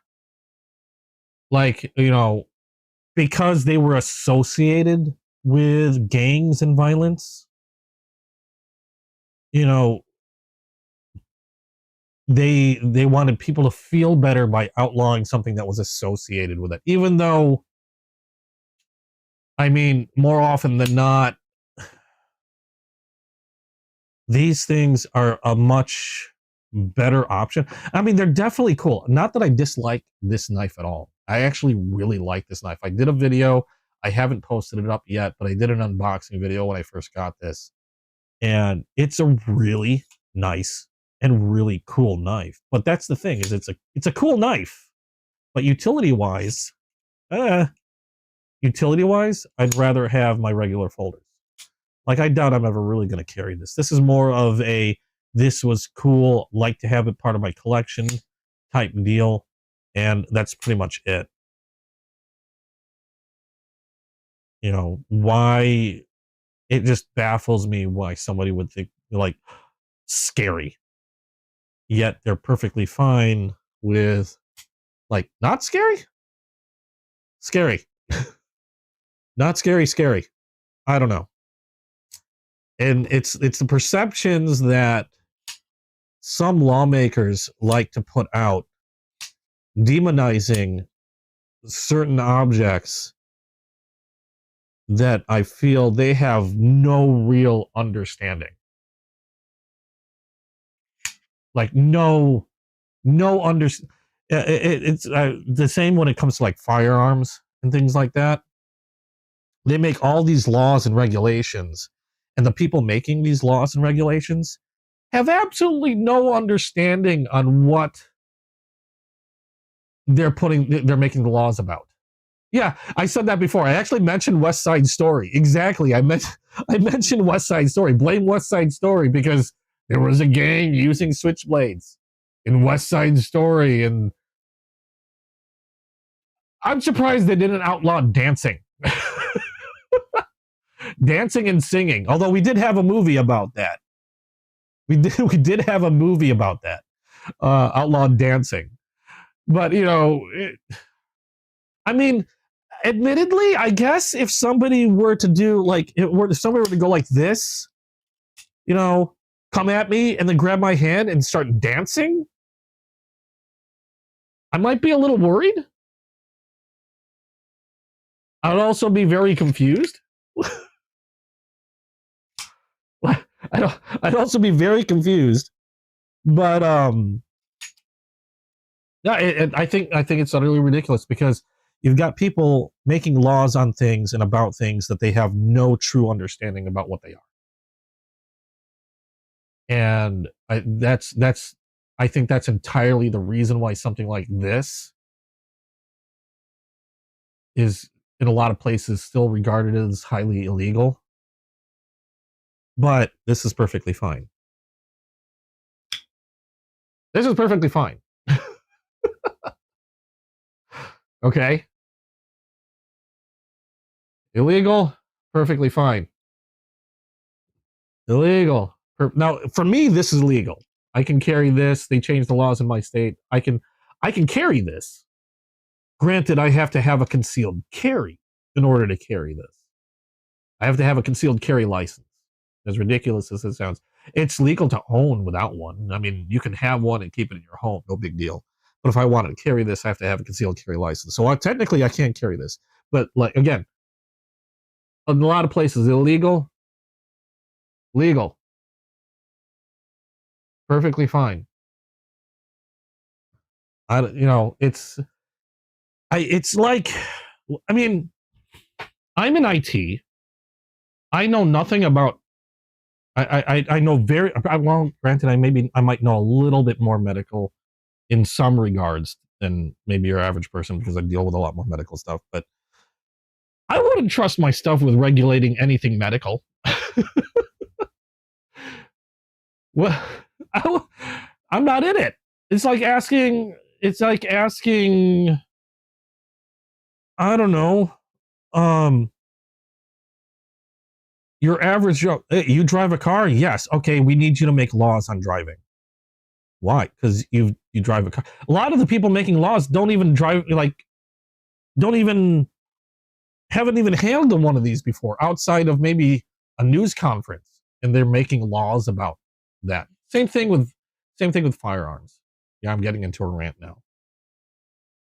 Making laws about things they've never ever used, have no understanding. And if you listen to some of the lawmakers when they're describing why certain things are illegal,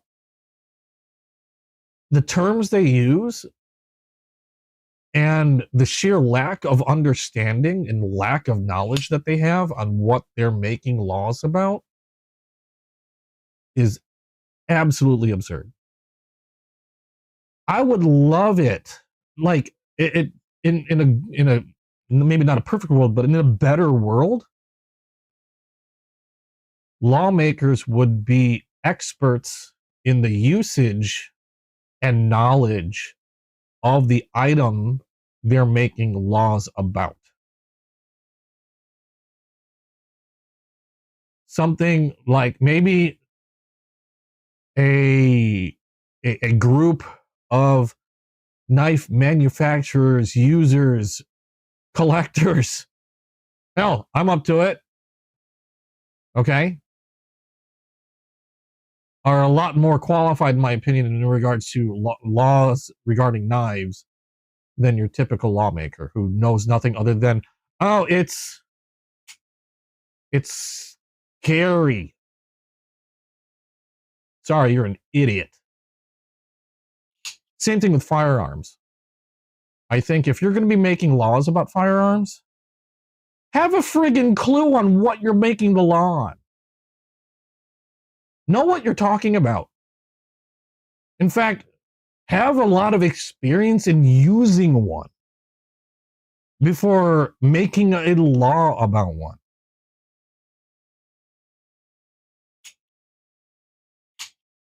Hell, I mean, I drive a car all the time. I still don't trust myself to make laws on cars, either manufacturing or otherwise. But I think that's where we run into a lot of problems with laws like that. This turned into a big law debate and, well, not so much debate, rant. Yeah, dancing and singing you're in, the snapping of the fingers. No. What if you're carrying something like this? Oh wait, no. Actually, no. If you're carrying something like, where did I put it now? No, we'll just pull this one out. If you're carrying something like this, and you start dancing and snapping your fingers, that's a federal offense right there, buddy. If you start dancing and snapping your fingers in rhythm, as soon as somebody starts singing or chanting or whatever, federal offense right there.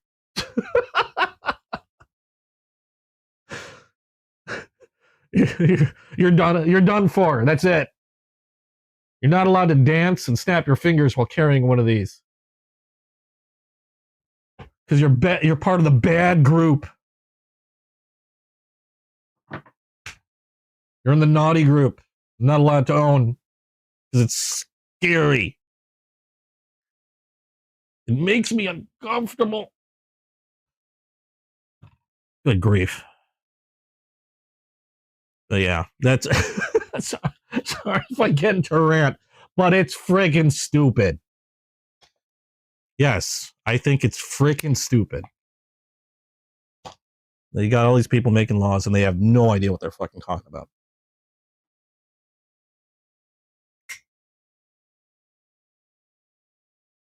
When you make laws just to make certain demographics feel a little better, I don't even know how they got into that position.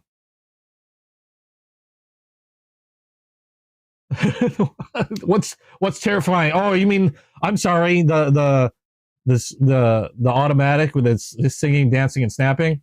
No, I'm sorry. I didn't mean to trigger. I didn't mean to offend. I didn't mean to trigger ya. I'm sorry. Like, oh my god. No, it's freaking dumb.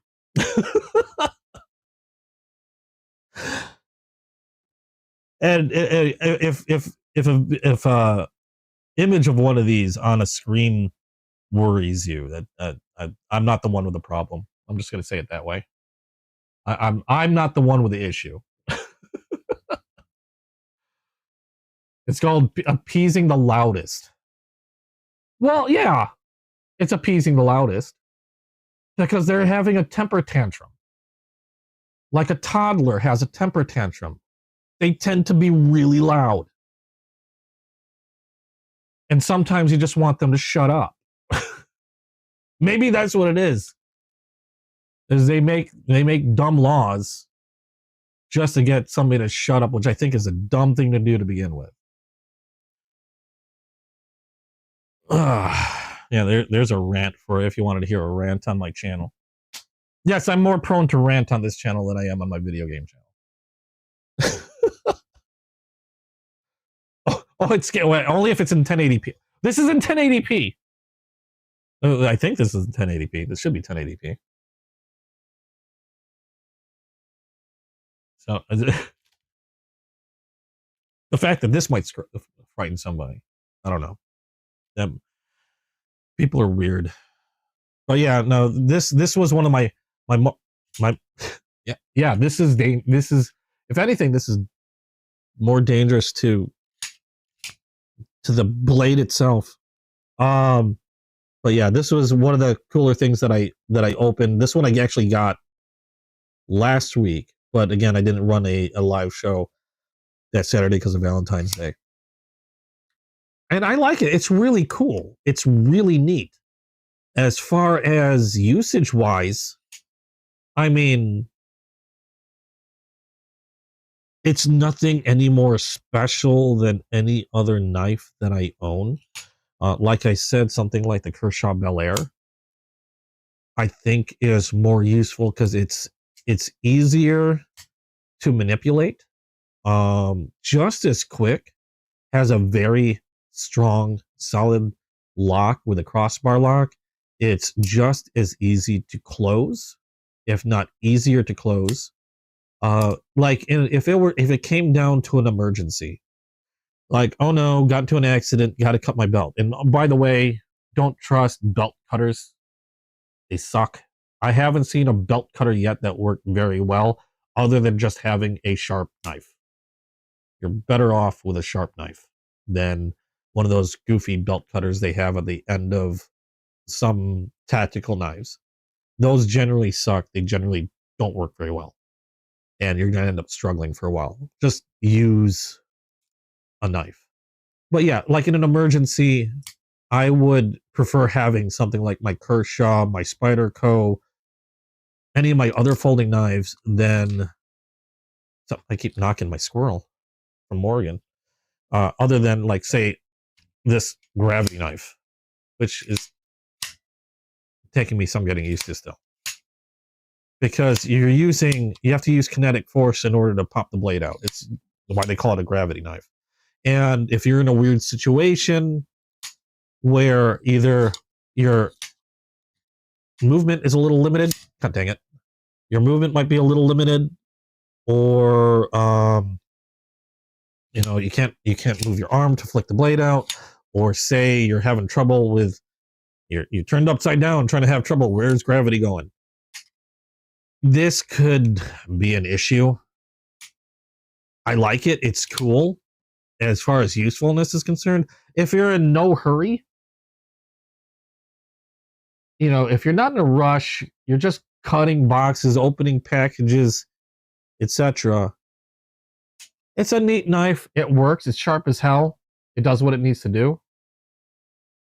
But in an emergency situation, freaking give me my Spyderco, give me my Kershaw Bel Air. Because as long as I can get this out of my pocket in an emergency situation, like, again, say I have to cut a seatbelt or something, this is going to serve me a lot quicker. It's going to be a lot faster to get this out and in a usable state than, like, my gravity knife, in my opinion. They are cool, though. I mean, and I think that's pretty much where it goes. They're really cool knives because, I mean, yeah, they're just neat. It's an interesting opening and mechanism, the whole gravity thing. Riet makes one in a slightly different way where the entire handle kind of hinges open and then closes back up to lock the blade in place. If you've ever seen a Riet gravity knife, I like Rimet's also, partially because I think it works both ways. I think with Riet's, when you're holding it and using it, you're effectively keeping it closed. Like this one, if I'm holding it the way I would normally hold a knife, I'm essentially keeping that blade locked in place. It's not going to go anywhere because I'm holding those little two wings that lock the blade in place. As you can see, they separate when you want to open or release the blade. Oh, focus, release the blade or close the blade up. I'm kind of holding those closed. So, yeah, cool blade. Would rather have something like this in an emergency, though. It's something like this or something like this.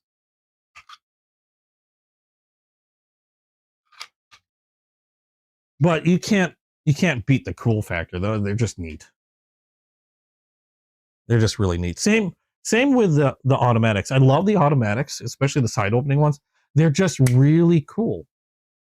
They're really neat. I would probably trust, in terms of like in an emergency where I need something open, to cut really fast. Again, I'm just going to use the whole car accident analogy or whatever. I'd almost rather have one of my side opening automatics, or even that OTF that I had over the gravity knife. Now I don't know how the other gravity knives like Riettes are in terms of like how quick they are to deploy.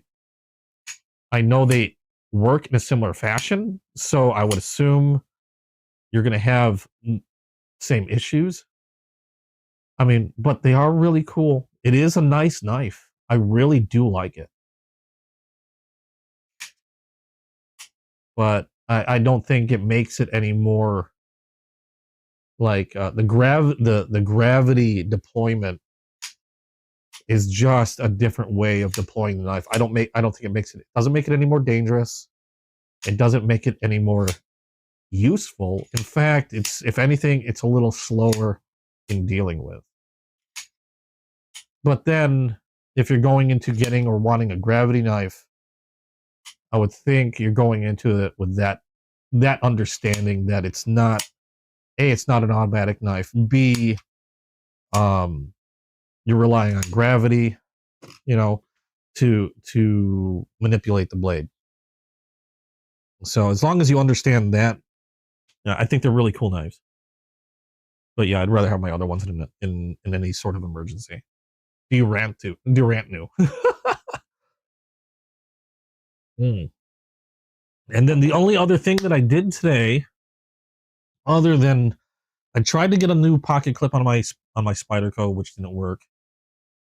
The only other thing I did today was make my buck knife, my buck 110, single hand open. So it's still two-handed close because you can't do anything about that. Unless maybe major modifications, you might be able to do something, but it's still two-handed close. But the addition of this thumb stud. Now, I don't have a link to it. Actually, let me find a link to what I used.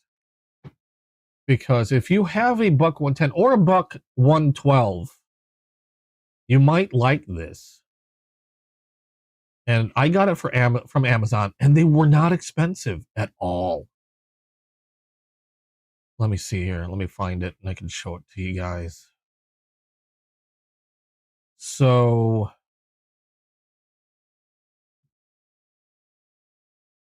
oh, okay, well, that's a bummer.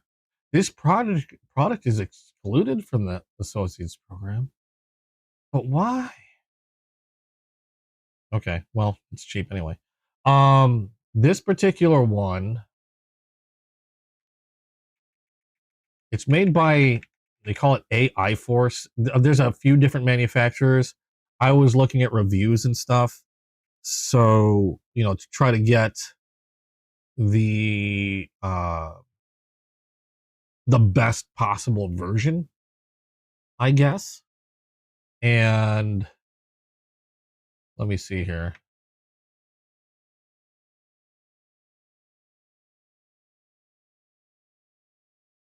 Okay, let me make sure I got the right link. There we go. That's the link to what I picked up. This thing was like, it was $7, $6.99, and you get two of them. You get two thumb studs. So you can actually for $7, if you have a buck 110 and a 112, you're set. You can make both of them one hand open, and that worked out pretty well. Now all I did was add a little Loctite to it, and now instead of having to use the nail nick and use two hands to open the knife, I have a thumb stud, and now my buck 110 is one-handed open. Buck 112 will be exactly the same way, obviously just a smaller blade. The only reason why I don't add it to my buck 112 is because my buck 112 is an automatic. But you're still going to have to use two hands to close the knife. But now I can open this one-handed. It's not like a flickable. It's not a flickable knife, and I can't really. I'm scared to reverse flick it because, like I said before, this knife is sharp as all get out. But that works really, really well, and it makes a nice little spot for my thumb to just sort of rest on. when I'm using the knife. So that for $7, total win. The only thing I would suggest doing is get yourself some blue Loctite. Or, I mean, if you know for a fact you're never ever going to take it off, maybe red Loctite would be fine as well. All I had was blue Loctite on me to prevent the screw from backing out inadvertently. But yeah, make sure you have some blue Loctite at the very least. I think would go a long way, and then you're all set. But just really neat thing for $7. And like I said, I'm planning on getting a custom buck at some point, another 112 that's not an automatic. And if I do that, I've already got a thumb stud ready for that, since that came with 2 of them. So that's pretty cool. In fact, I could probably fit that on another, because I have other locking blades. It just occurred to me. Not made by Buck. I know I have some locking blades from Titan that if I were to pull those out, I wonder if they would fit the Titan knives. Now, the only thing is I'd have to find the Titan knives.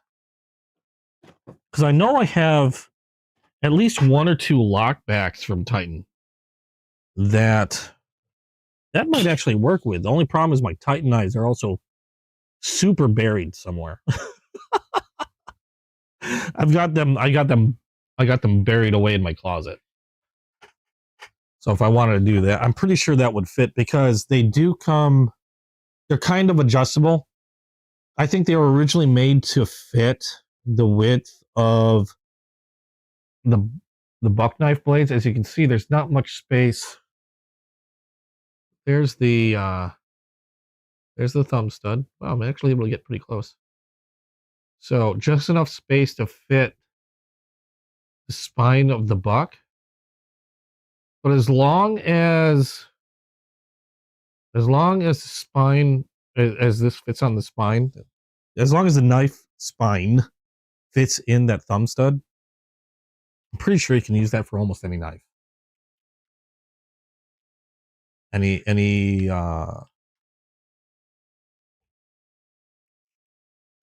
backlock knife.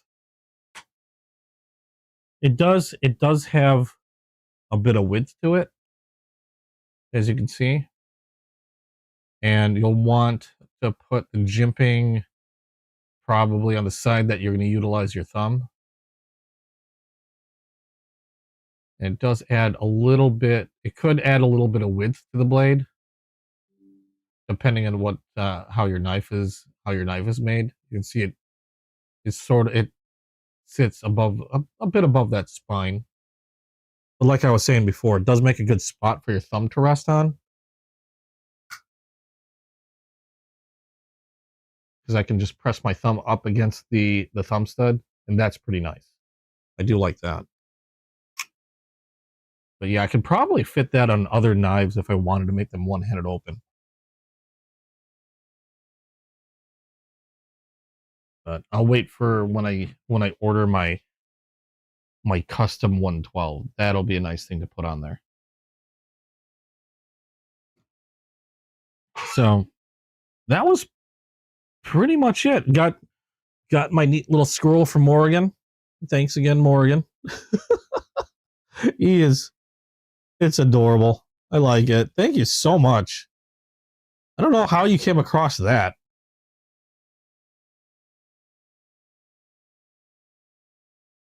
I just need one that's holding a knife. Or I guess, if you're just sort of, the funniest thing is I got the package. I thought it was broken. As I was taking it out of the package, I could feel it. I was like, oh crap, it broke in there.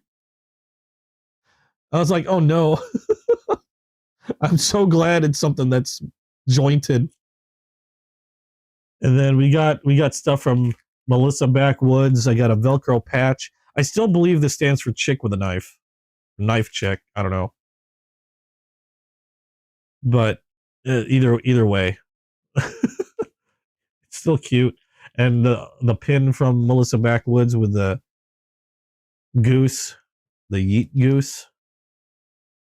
I don't know if you guys saw the yeet on there.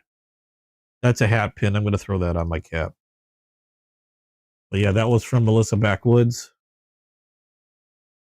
Dude, that knife girl. Actually, I just noticed the anime figure there. That's a pretty good likeness. Thank you, Melissa. So that was pretty neat. You're gonna get a oh really? You're actually getting a 3D printer? I know Caboose got a 3D printer and been making a bunch of stuff. He made what did he make? I had what was he named? Jeff. He made me a couple Jeff, the shark figurines. I don't know where I know I put them somewhere. This one's a rough one that I was going to do more stuff with. I just haven't had time. But he made this with a 3D printer. Jeff the shark. Oh, what's this? A little dusty. Gotta clean that off. Was this something he's holding? Or is that something that snapped off? Oh, I think it's something he's just holding. Yeah, Jeff the shark. Sorry, it's a little dusty. Focus. It's a little rough. Got to be cleaned up a little bit. But I was gonna paint this. Oh, it's a bit dusty. Whoops. I was gonna paint that at some point. I just haven't had time. And then he made another one. I don't know where I put it. He made another thing. I thought I had it on my desk, but I think I moved it somewhere. So I was doing a lot of reorganizing. Pawn shop guys made you a deal. Oh, nice. I couldn't begin to tell you how to make things on a 3D printer. I have no idea. I know that there's like programs, and once you learn how to use them, I think some of them you can take scans of stuff and make them 3D. I don't know myself. I'd love to learn, but I already feel like I'm like squeezed for time as it is with everything I've got going on.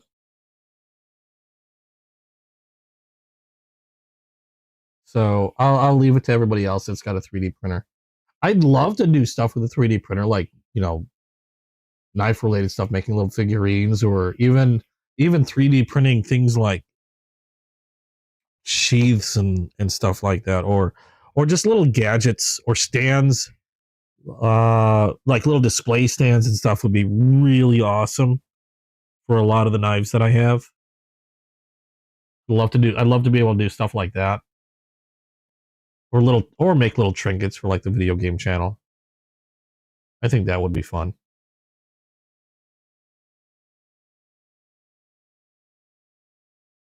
Kind of curious as to what kind of deal you're getting, because I thought they weren't very cheap either. I know they can be pretty expensive. Put this one away. Where did I have you? There we go. And oh yeah, I forgot about this. This is one of my favorite automatic knives, just because it's so pretty. Cobra Tech Abalone or Abalone, the Hidden Trapper. This one I thought was really cool. 154 cm. This one I can close, have one-handed somewhat. Still kind of scary. There we go. But this and my actually all my automatics, with the exception of like the really inexpensive ones that I got. Like I got some inexpensive OTFs that were kind of like janky freebies.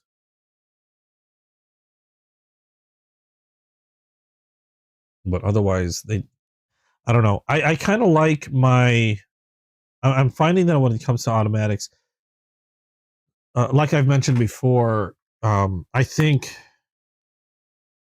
John Wick really kind of made the OTF really, really cool. I think it was largely in part due to the movies, but I am finding that I am liking my Switchblade style like side automatics a lot better. Mainly because I like this. I like the lockup on these. The lockup feels a lot more solid with no play in them. In other words, there's no blade movement once it's opened up. Whereas a lot of the OTFs, they still have a little bit of wiggle, and these generally do not once they're opened. And I was surprised with a gravity knife, but then again, there's no spring mechanism. But even the gravity knife is a very solid lockup, like no movement. And this is my most expensive OTF. This one was roughly close to $250, and there's still a bit of movement in the blade side to side. Maybe not a little up and down. It's just a little bit of movement, a little bit of wiggle. Not a whole lot, but a little bit of wiggle. And I've mentioned it before. I don't think that's something that. I think it's more because of the design of the OTF. But I really think it was due to John Wick that those became super popular. Nothing wrong with if you like OTFs. I like my OTFs, but I think I prefer my side automatics a lot more after having gotten a few more of the side automatics. But even these I find more useful really than the gravity knife. The gravity knife's still pretty cool. I mean, that is neat. Not gonna lie. It is pretty neat.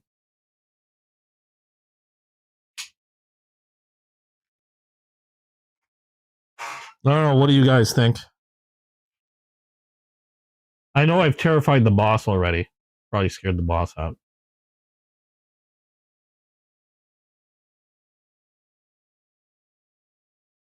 Not even that. I think I've watched West Side Story once. That was it. I got scared from all the dancing with knives.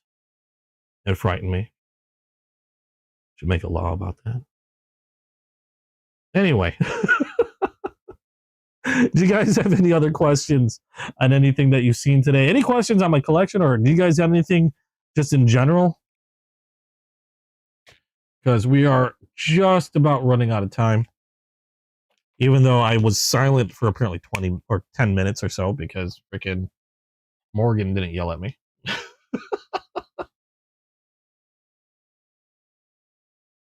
Oh, I just saw a knife pick. Oh, the machine wise Mojave. Okay, he was showing the machine wise Mojave. Nice. Would love to get one, but holy crap, nearly $1,000. No, I will. I don't know. I have my limits. I mean, some of my stuff. I don't think I've exceeded. I mean, technically, I might have exceeded 300, but I haven't paid over 300, and it's not like 300 some magic number. Well, it may be, but for me, once I start getting close to 300, I start questioning my sanity. Nothing wrong with expensive knives. I know I've seen people that carry knives that are like over 600 and almost $1,000. I'd love to be able to carry one of those without worrying about anything that's going to happen to it. But I guess I think it's for me. Once it starts to get close to $300, I start to question my ability to replace it if something goes wrong. Like if I were to lose it, if I were to use it and say for whatever reason something happened and it broke, and if it couldn't be replaced under something like warranty, how easily can I replace the knife? Something under $300, I have an easier time fathoming replacing the knife.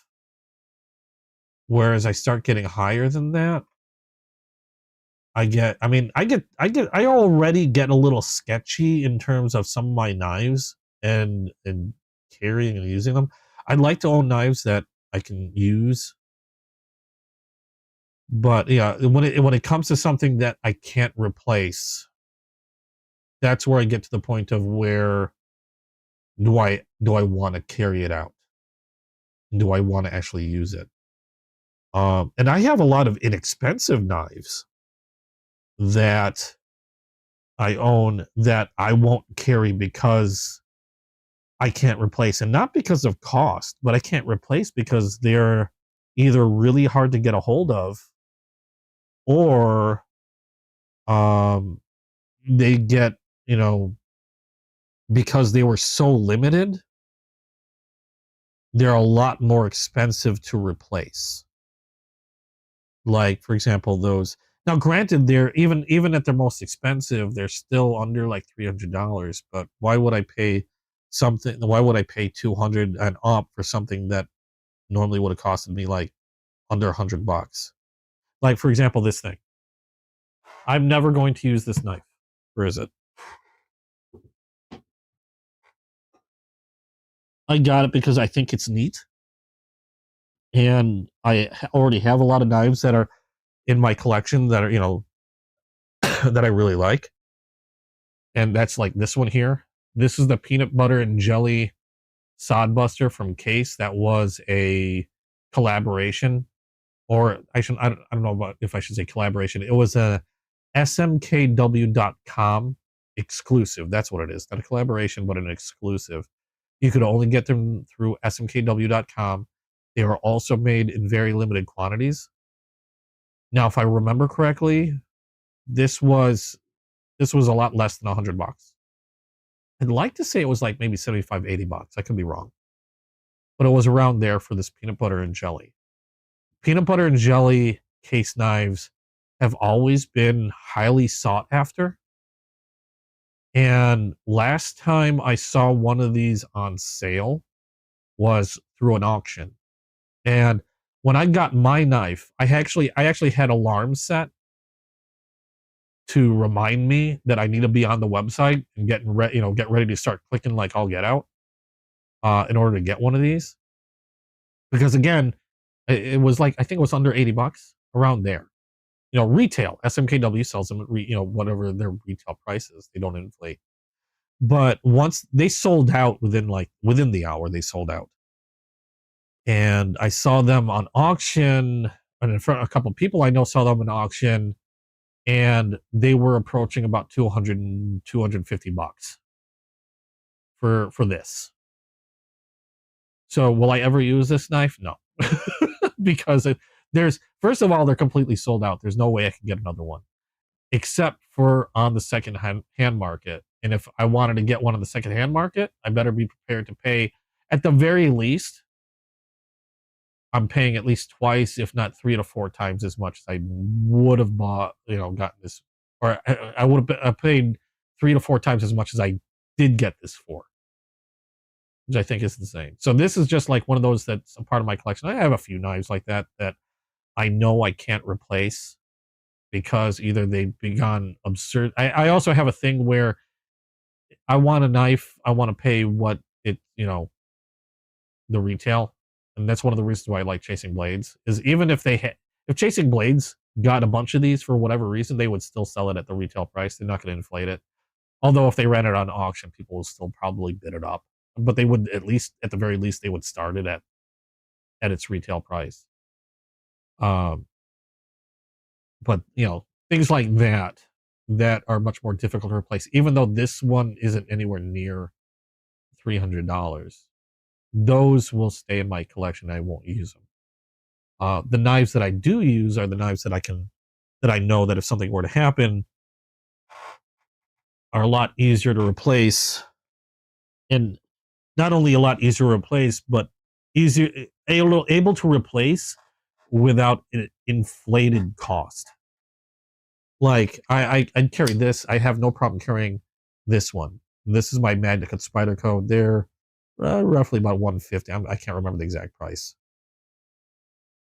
but there's no shortage of these. They make these all the time. They're not hard to get. You know, I might wait for a sale, but I can much more feasibly and easily replace this than any like some of those other specialty knives. Admittedly, though, I do have a weakness for those specialty knives. Yes, I know I have a problem for those. I can't help it because they're cool. They're neat. But anyway, okay, I think that's where we're at for today because it's just about 6 o'clock. I gotta go get dinner started. Thank you guys so much for joining me. I hope you guys had fun watching. Sorry about the 10 minutes of dead air because my mic decided to go on me, but do what you do. What knives do I look for in gaming? What do you mean by in gaming? What do you? I'm not sure what you mean by for in gaming. If you're talking about knives in a video game, well, whatever they'll hand me, I guess, in a video game. I'm not sure that would matter too much, really. Yeah, if it's in a video game, I'll take whatever they can give me, I guess. Hell, what's his name? Resident Evil 7. The guy had didn't he handed him in the beginning near the beginning of the game. I'm pretty sure he handed him something along the lines of a buck 110, if I remember correctly. He handed him a pocket knife through the window. The cop gave the guy a pocket knife, and that's the knife you ended up using. I'm in Resident Evil 7. I'll have to look at that again. I'm pretty sure it was something along the lines of a buck 110. I just remember it being a folding knife and not even like an automatic. It was just a regular folder, like a two-handed traditional knife. So yeah, whatever they'll hand me in a video game, I'll use it. But anyway, I gotta get going. I gotta get dinner started. It is 6 o'clock. Thank you guys again so much for joining. I don't know if there's anybody that I can try to raid. I was gonna raid, see if there's any knife channels that are still up. Let me take a look. We got a couple people here. What the heck? Why not? Let me see if there's a knife channel. Knives in games. Well, the only problem I have with knives in games, I guess I should say, the only problem with knives in games is they tend to be very generic. Like even with Battlefield 6, Battlefield 6 will use a lot of firearms that are very easily recognizable in the real world. But when it comes to knives, they kind of just go the generic route. And because you only have really one knife to choose from. I mean, sometimes they might give you like a hatchet instead of a knife or something like that. But that's really about it. So yeah, I mean, they really don't do much else. Let's see here. I don't know if there's another EDC channel secret. Yeah, G-Ball's not on yet. Rochambeau. There's a few other people but they're upcoming. And I don't know what time they're upcoming. So, but I don't see anybody live. I know there's a couple knife channels I would love to hit, but I think they were a lot earlier than I am. And there's a few others that show up, but I don't think I'm able to. Oh, you didn't have to do that, Terry. Thank you. I appreciate it. Thank you for the $1. Appreciate it. Yeah, G-Ball Vision isn't starting until, I don't know. Oh, they're not starting until like 9 p.m. tonight. But yeah, unfortunately I don't see anybody else going. So it looks like we're just gonna end up going into the algorithm route. But thank you guys again so much for spending time with me. I really appreciate it. You guys in chat and anybody lurking, you guys are freaking amazing. Thank you for making this channel what it is, because I can't believe how quickly this channel has grown in such a short time. You guys are absolutely amazing in that regard. But that'll be it. I gotta go fix some dinner before somebody starves to death, before a couple of people starve to death. So thanks again. And I'll be back on tonight on my video game channel, 9 p.m. Central Standard Time. I don't know what I'm doing. I'm playing something. I think we're going to take a look at that knife game, that Blade Song game. But hey, kind of knife related. So thanks again. Hope to see you guys in the next video. Bye. Still no ending thing to this. I'm just going to close it. Bye-bye.